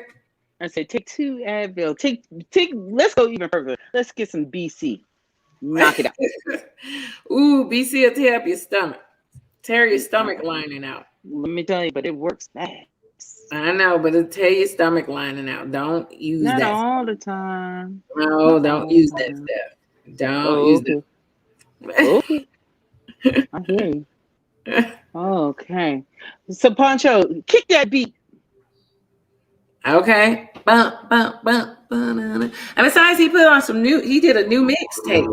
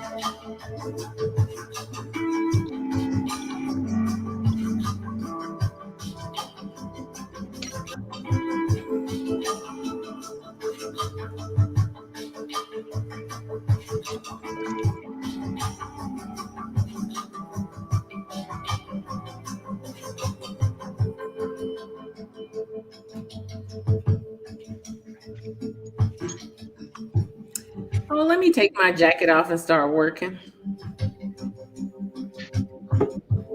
2 more days. I know. I was just enjoying my fluffiness. Lord have mercy. Where'd Frankie go? I don't know, but every time I saw that, I would think about oh gosh, Tina Turner, Thunderdome. What's love got to do? No, not that one. We don't need another hero. Oh, we don't need another hero. We don't need another way home. All we are is like the others. Thunderdome, baby. I love that. You know, I was a big Thunderdome fan. That was that Mad Max. Yep.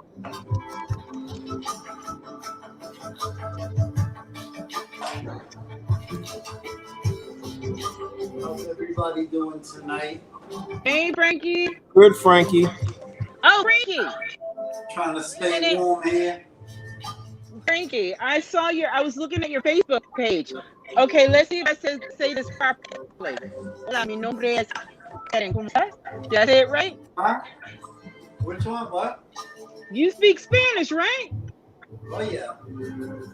Okay, I said, tell me if I'm saying this right. Hola, mi nombre es Karen. ¿Cómo estás? Did I say it right? Mm-hmm. Sí, There okay. you go. Yeah. You take the time to. I learned how to greet people in all kinds of languages. Nice. Here's one. Здравствуйте, как ты поживаешь? Is that Russian? Да. Русского языка, yeah. Да. All right, Kathleen. Привет, хорошо. Yeah. What did you say, Frankie? Привет, хорошо. Oh, there we go. Привет.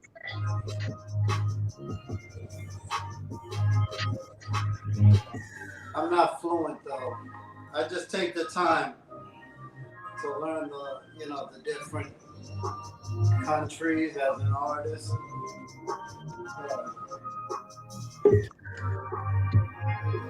All right. Oh, that's Pancho.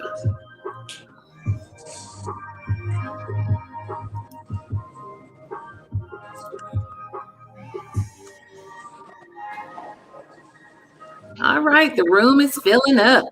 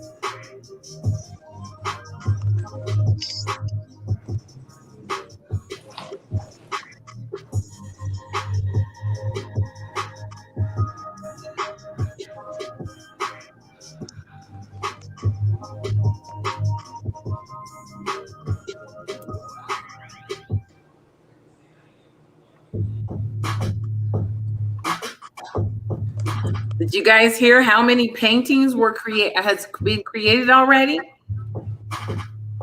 300 and something. 316 plus, and that's not even we'll be getting more in on Sunday for the Sunday show. Pancho will have a better count of everything once we get everything in. So pretty exciting. That's a lot. That is a lot.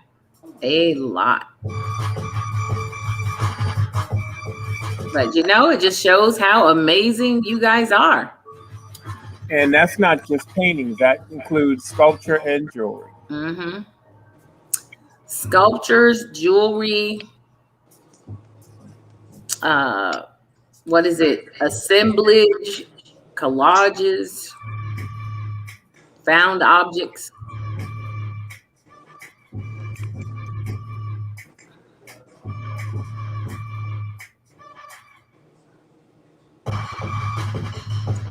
Two days left, y'all. In my Pancho y'all voice. The thing is, on the February 1st, I'm going to be doing the same exact thing I've been doing all month.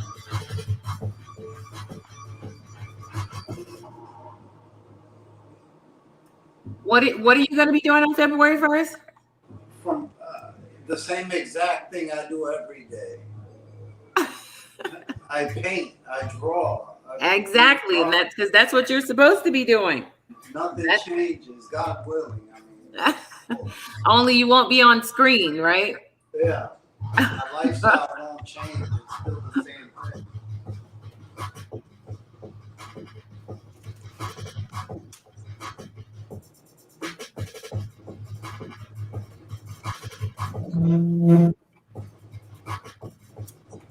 All right, removing the vest. My Tina Turner vest.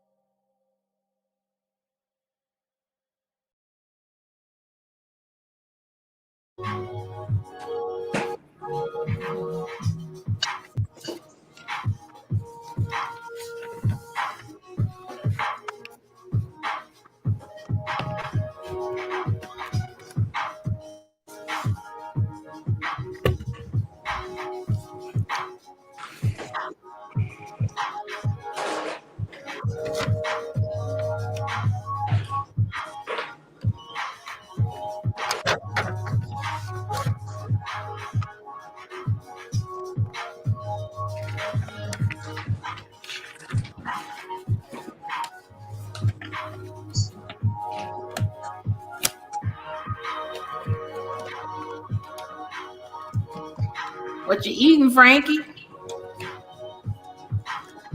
I didn't think you could see that. Oh, did you not? As long as it's not the rabbit, we good. Can you believe a lot of my neighbors would eat that rabbit? Oh, my neighbor used to eat the rabbit all. They grew them to eat them. Oh man, I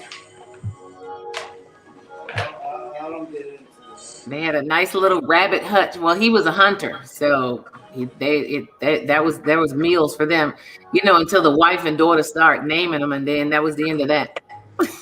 Oh, can you imagine the trauma on the girl?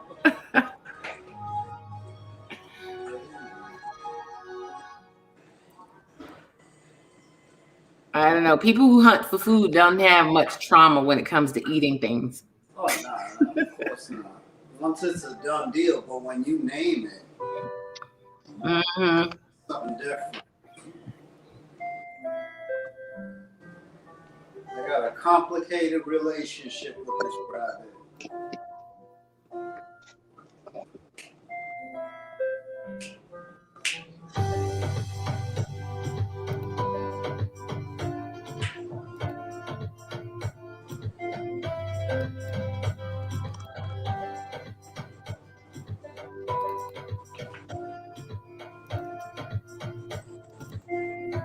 Did I tell you?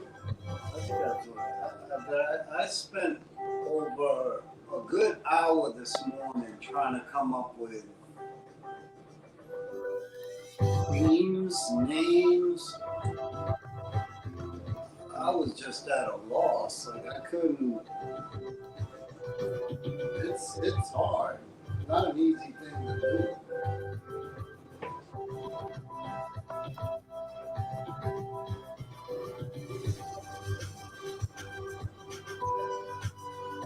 Just name them all Frankie. Huh? Yeah, Frankie 1 through 10. Right, just name them all Frankie. Hey, Frankie 1 through 10. No, I you're right though. I do have to come up with just sit down and think about it.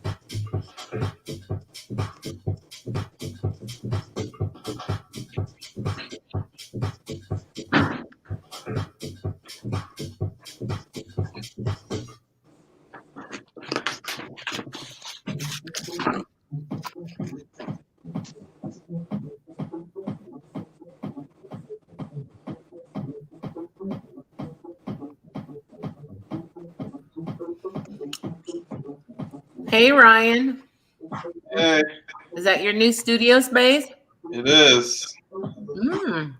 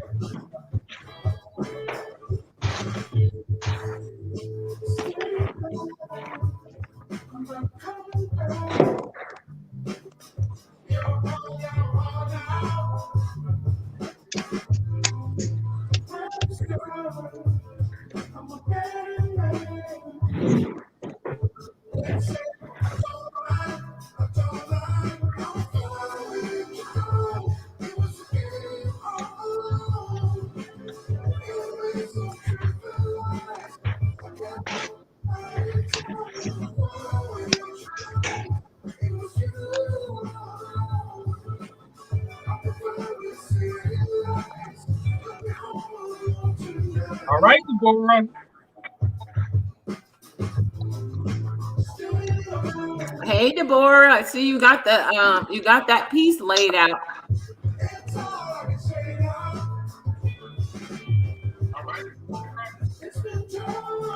Hey.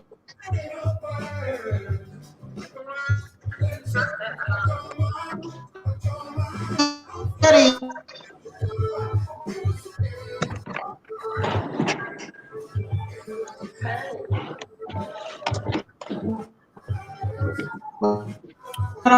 What was that?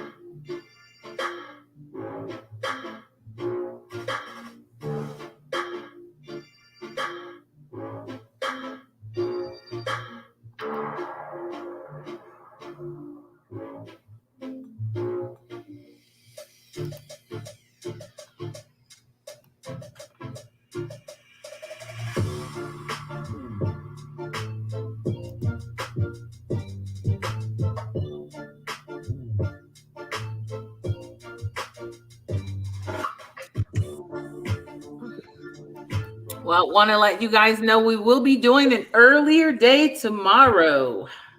Earlier day tomorrow. We'll be kickstarting early tomorrow. What time? What were we thinking? Around 12, Pancho? 11, 12?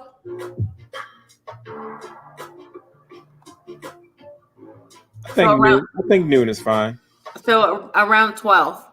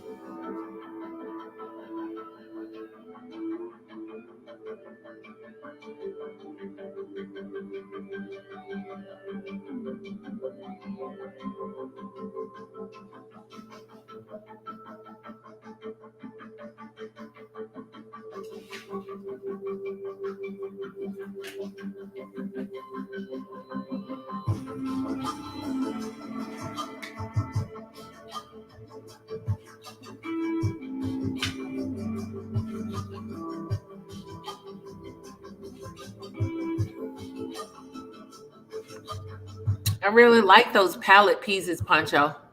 Thank you, dear.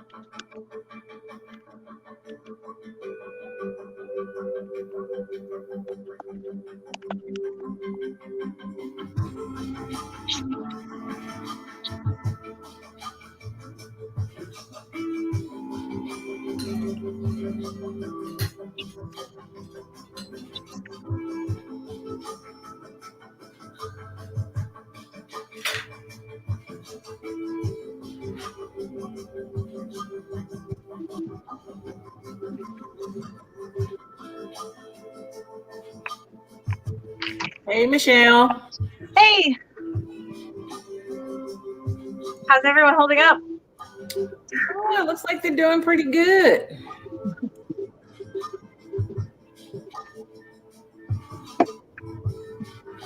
Hey, Michelle.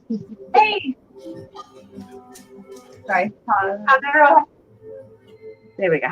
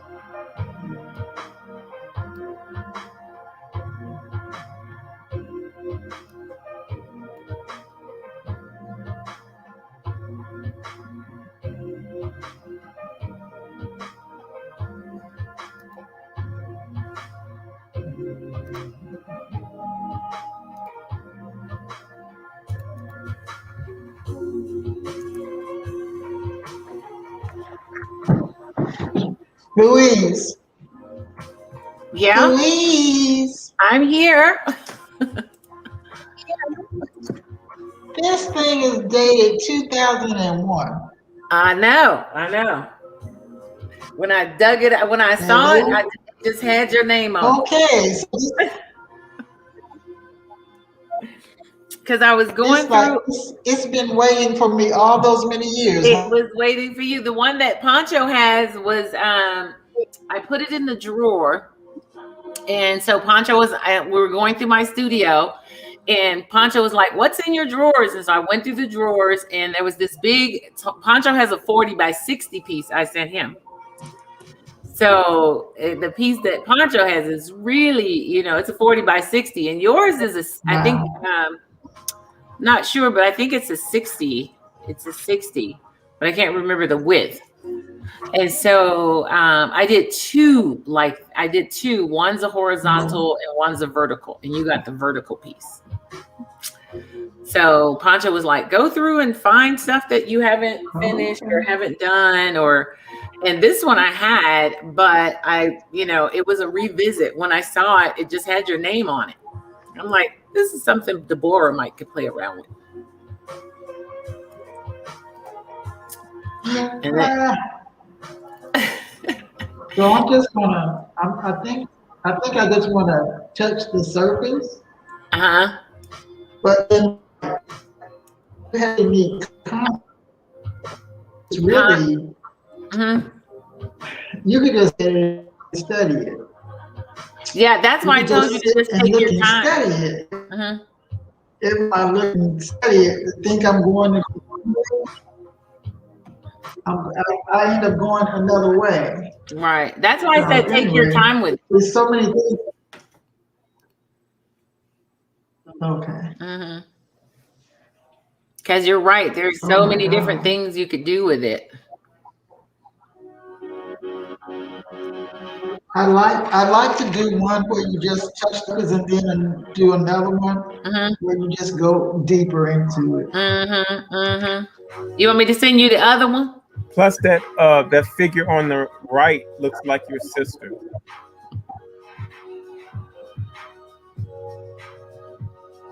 Right here?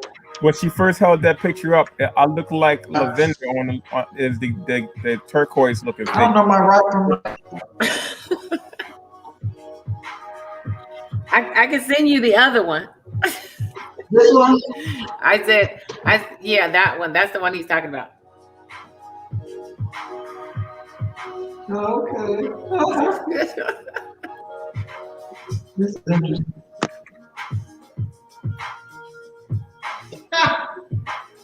This is one of those meditative pieces.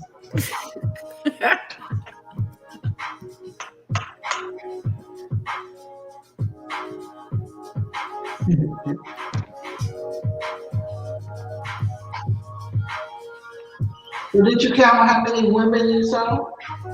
Say that again.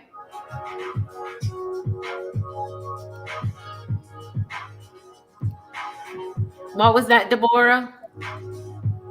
Did you count how many you saw? I did originally. I counted in the piece.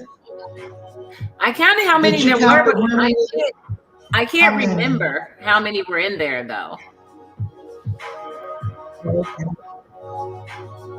How many are in there? I didn't count.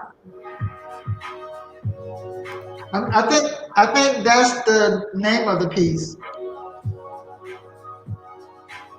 What? The name is women. Say that again. Count the women. What? No, how many women? Question mark. Oh.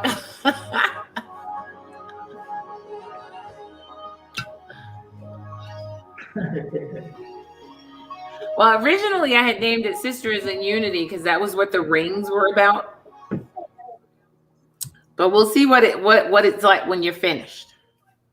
That's what was about? I said originally it was named Sisters in Unity, and that's why there were rings on it. Right now I see. But we'll see once it's finished. Oh, okay. But we'll see once we'll go from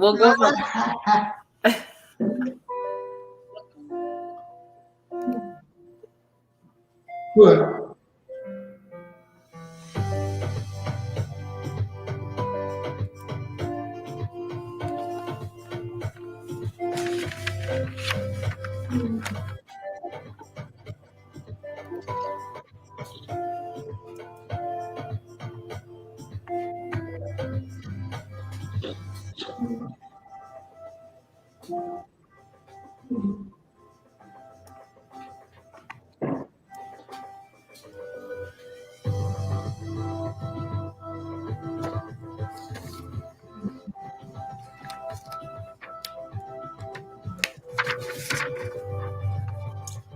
What you working on today, Michelle? I'm trying to sketch a fox. I don't know. I think I must be fatigued because even just basic drawings are eluding me. And I love this piece so much. And I was thinking about responding to it by putting a fox on it. Like my fox is butterfly. It's very dreamlike, but I wanted to do it in this, like the tone of this blue. I wanted to try to do a fox, but only using like an impressionist version of like this blue, a purple, a green, all the same value, and basically a silhouette with a white eye. And then I've got the Deborah already had this blue here, so that's the blue I was going to use for the butterflies. Oh, okay. But I'm struggling with getting a nice strong silhouette for the fox because I needed to read on this background. And I don't want to go into like super detail and draw every hair on it. Not only do I think that it would be too much, but I don't think it would do the piece justice to do so, and I don't think I think it would be better with how I'm envisioning it, but it's hard to do something new. I'm sure you'll come up with it. Yeah, it'll come. I figured if I sketch, I'll hit it eventually.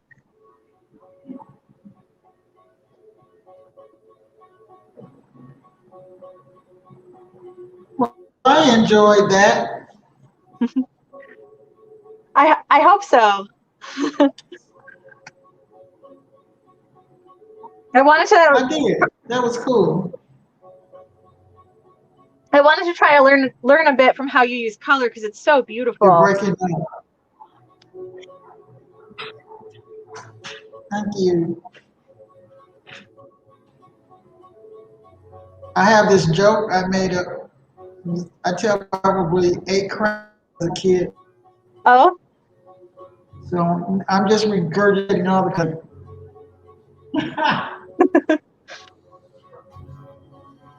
Well, I like it. But I love color that much.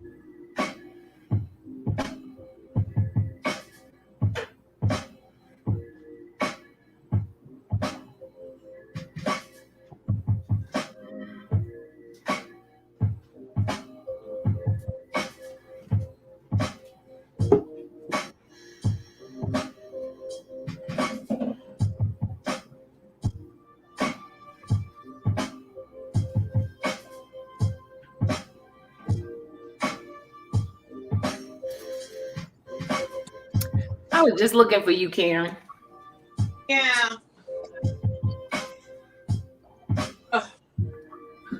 Here.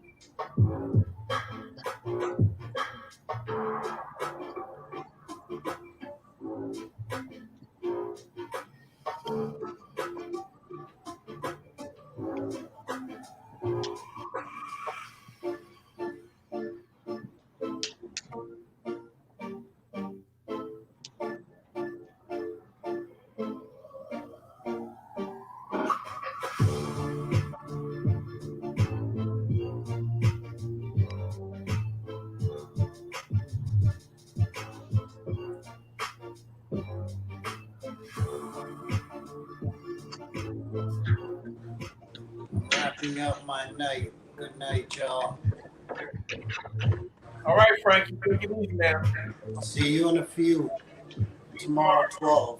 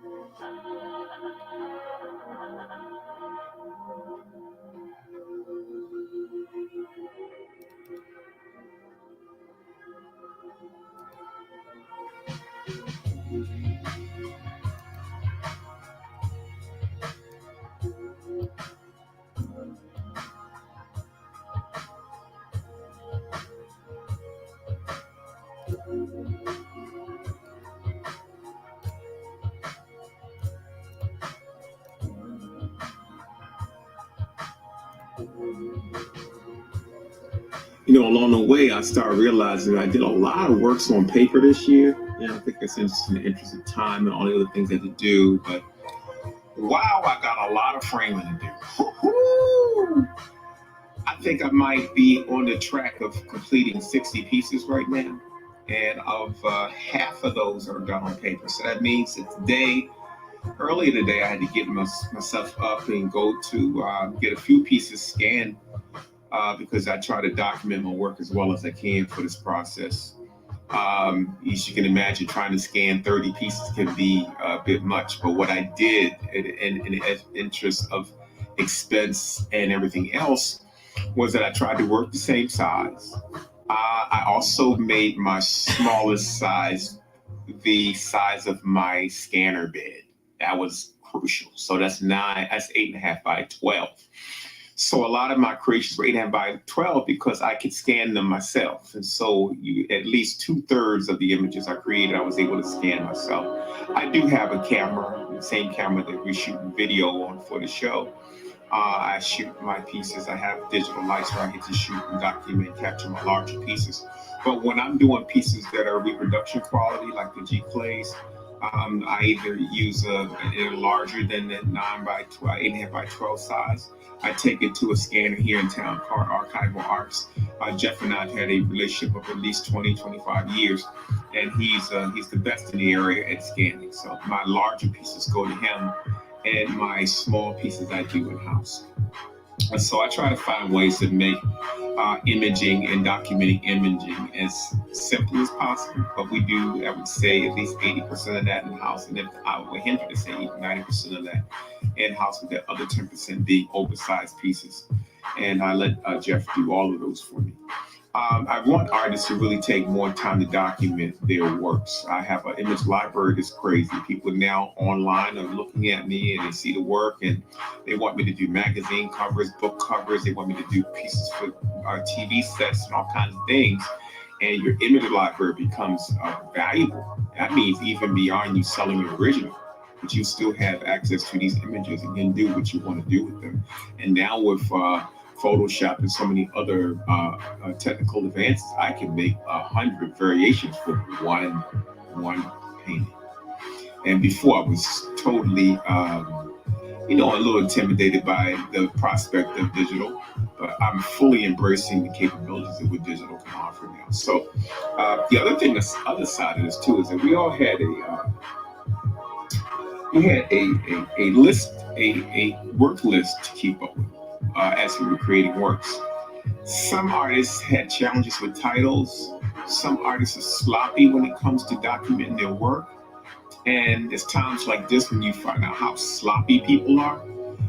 In my regard, I'm pretty anal about it. I had a big studio fire in 1995 where I lost everything. And the only thing that saved me financially in that is that I was a stickler for documentation and knew what I had.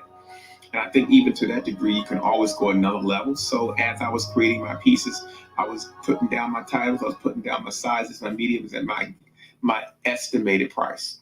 And that way I'm doing that as I'm creating. As soon as it's done, it's a ritual for me to go from there to my list, from there to my list, where some people just create.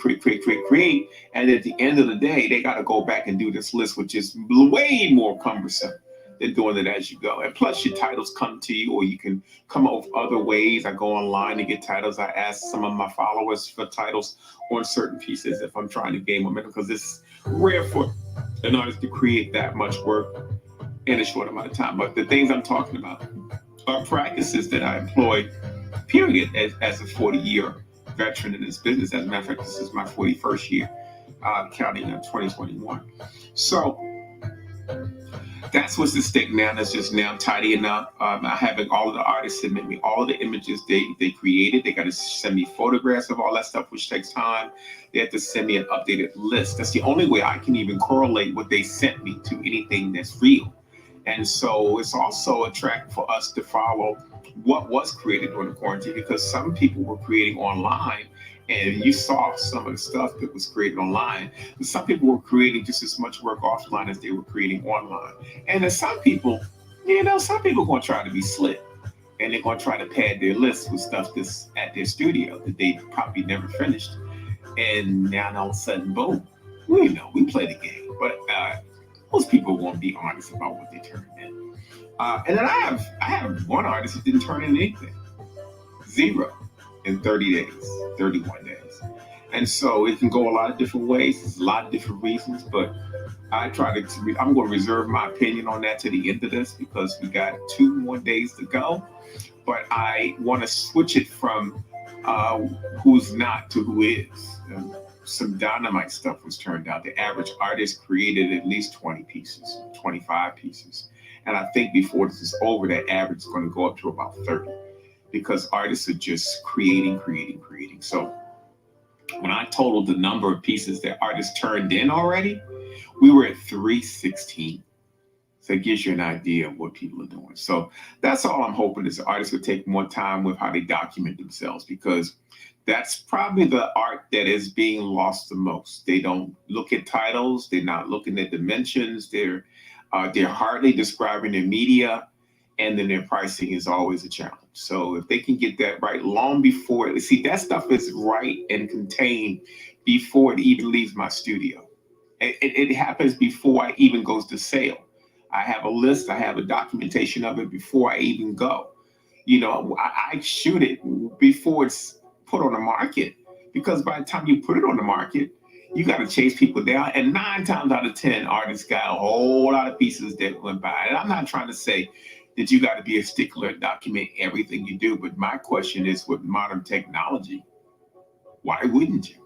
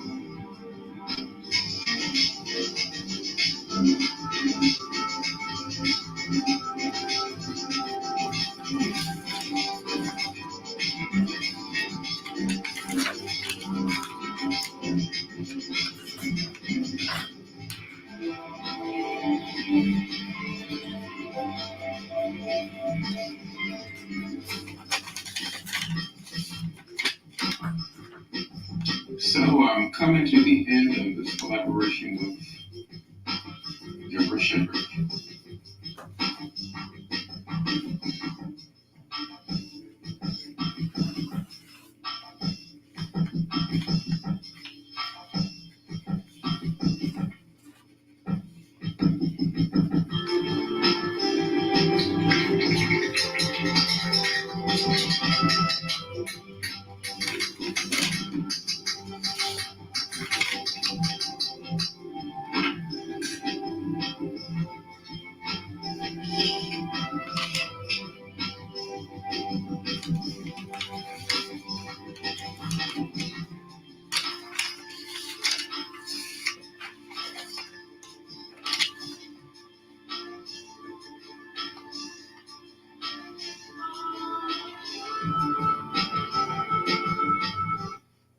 As you can see, we are moving things around in the studio. I got 2 or 3 things on the table at one time. I got a couple collaborations I need to finish up.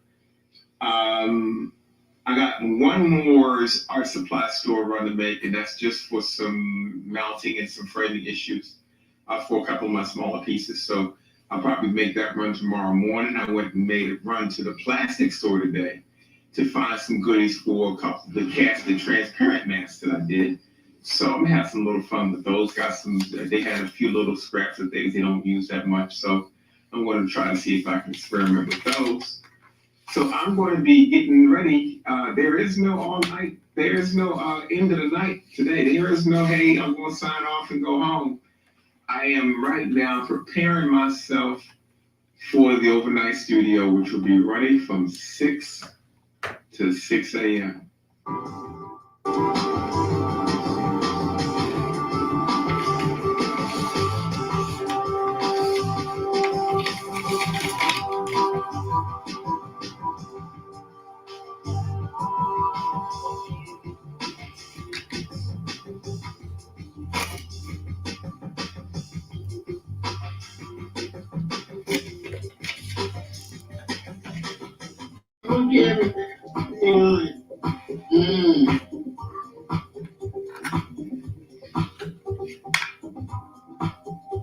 Yeah, it won't get everything on. Okay. We are working the night shift, baby. It is Friday, y'all. Friday night. Normally on a Friday night, I'm trying to come up with an excuse to get out of here, and I'm wrapping up my week, and here I am, Friday night. We get ready to complete this process, this project, and everything else, and I got little things I got to tie up before the end of the week. Sunday's going to be a big day for us as we try to wrap things up and treat it as a celebratory kind of a thing. So those that want to participate, we'll try to send Zoom links and all kinds of other links as we celebrate closing this down on Sunday. And so I'm just hoping the folks that have been out there supporting us will come and enjoy. I'm still on the fence right now about whether we're going to do a sale on Sunday, but I want to talk to my partner, Louise Cutler, and figure out if that's something we're going to do for the last day. But hey, yeah, I might put a longer night in tonight. The last couple of days, I got to use every bit of time I can. I will sleep on Monday, Tuesday, Wednesday, and Thursday of next week.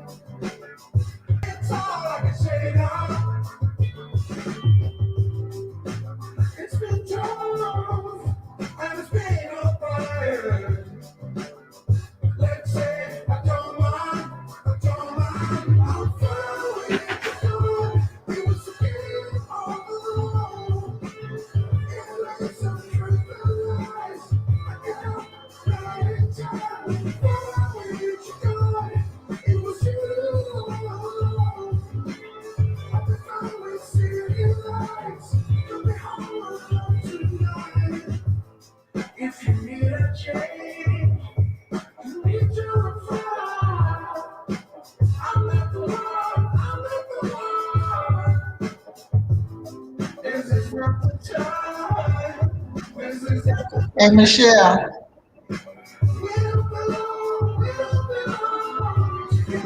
Yes. I have never ever in my career painted an animal. An owl? And to see your animal, I have never painted an animal. So to see your animal Wow. on my is I don't even know how to describe it. It's a feeling that I've never felt. It's amazing. But that animal on that background I love it. Thank you. I was trying to mimic Is that the kind of like the color like blending. I was trying to give it more abstract, almost dreamlike blending. That's cool. But yeah, it's a fox. Okay. Thank you so much.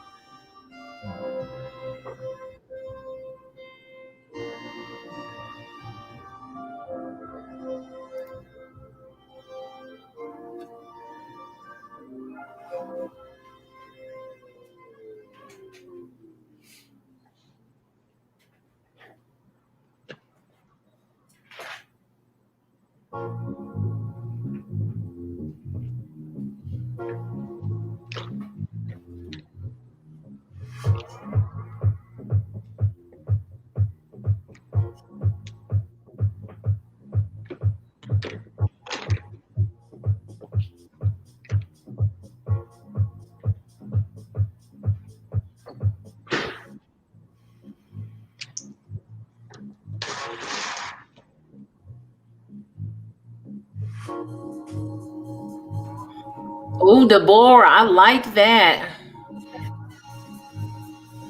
Girl, I ain't even got started. I know, but I see what I know, but I Thank you. see what you're doing right there. I like that center. I know. It's there is so much you could do with it. That's what I like. I just want. I just can't wait. Place. I know. That's why I can't wait to see it. I can't wait to see it.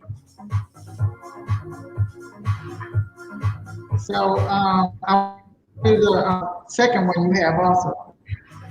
Huh? You want me to send you that second one? Have you made plans for these pieces? Oh, you want me to send you the second one? Huh? So is there any? Yeah. Yes. You know, whatever we want to do with them, Deborah, you just tell me. Okay, because I have someone that's looking for some pieces that are 40 inches. So I'm gonna send them. Well, I have two people. I'm gonna send them both of these and see where it goes. Okay, all right. I'm gonna go through my stuff and find the other one, and I'll send it to you. Okay. Okay.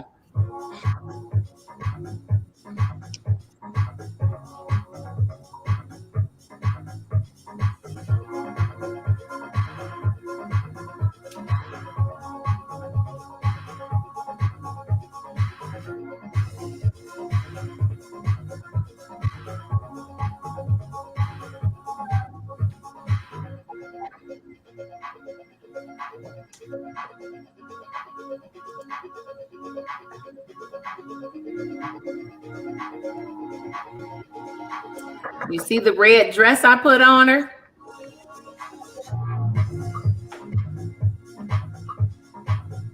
You guys see it? Yeah. That's nice. Yeah, I'm gonna do a gild on her shawl. I'm gonna gild her shawl. Wow, that's gonna be really cool. but I like it. You know, I prepared it. I was gonna do the alcohol thing, and so I put down all the plastic, and then Red just kept smacking me upside my head, and I was like, okay, obviously she's gonna have on red, because Red just kept coming and coming. I was like, okay, let me just do the red, because that's what keeps coming. Mm-hmm. Hey, Sheldon, what are those back there?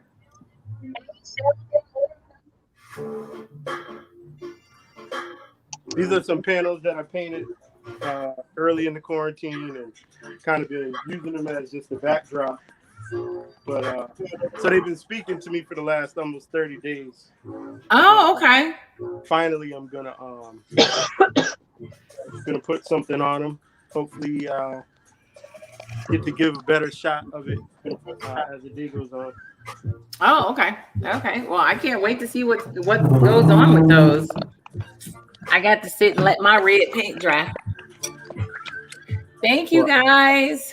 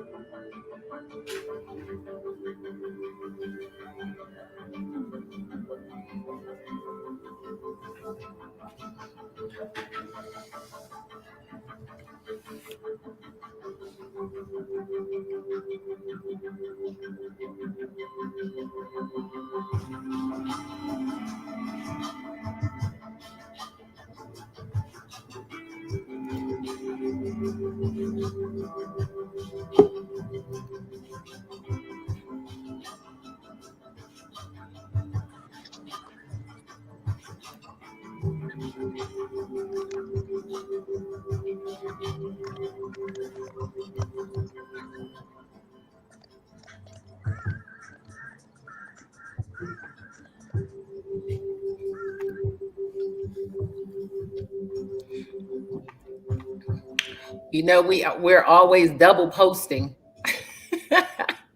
our comments.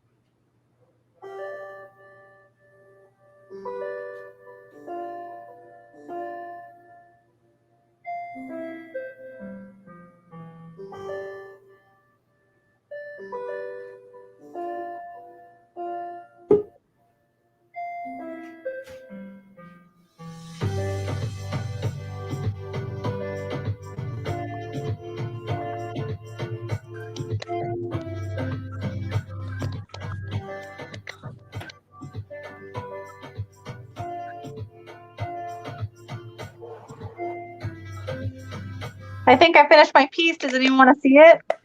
Oh yeah, hold on. Let me put you on the big screen. Give me 1 second. Get that edge right quick. Trying to make sure it's on the camera. Okay, hold on. There you go. Oh. Very nice. That's a good treatment with that paper. Yeah. There's lots of different colors in the fox. So I modeled it, everything from orange and red. And nice. yep, so that's my collaboration with Deborah. Very nice. Yeah. I think I'm going to call it for the night. Yeah, it's about that time. You have a good night, Michelle. We'll see you tomorrow. Night, JL. You too. Be well. All right now.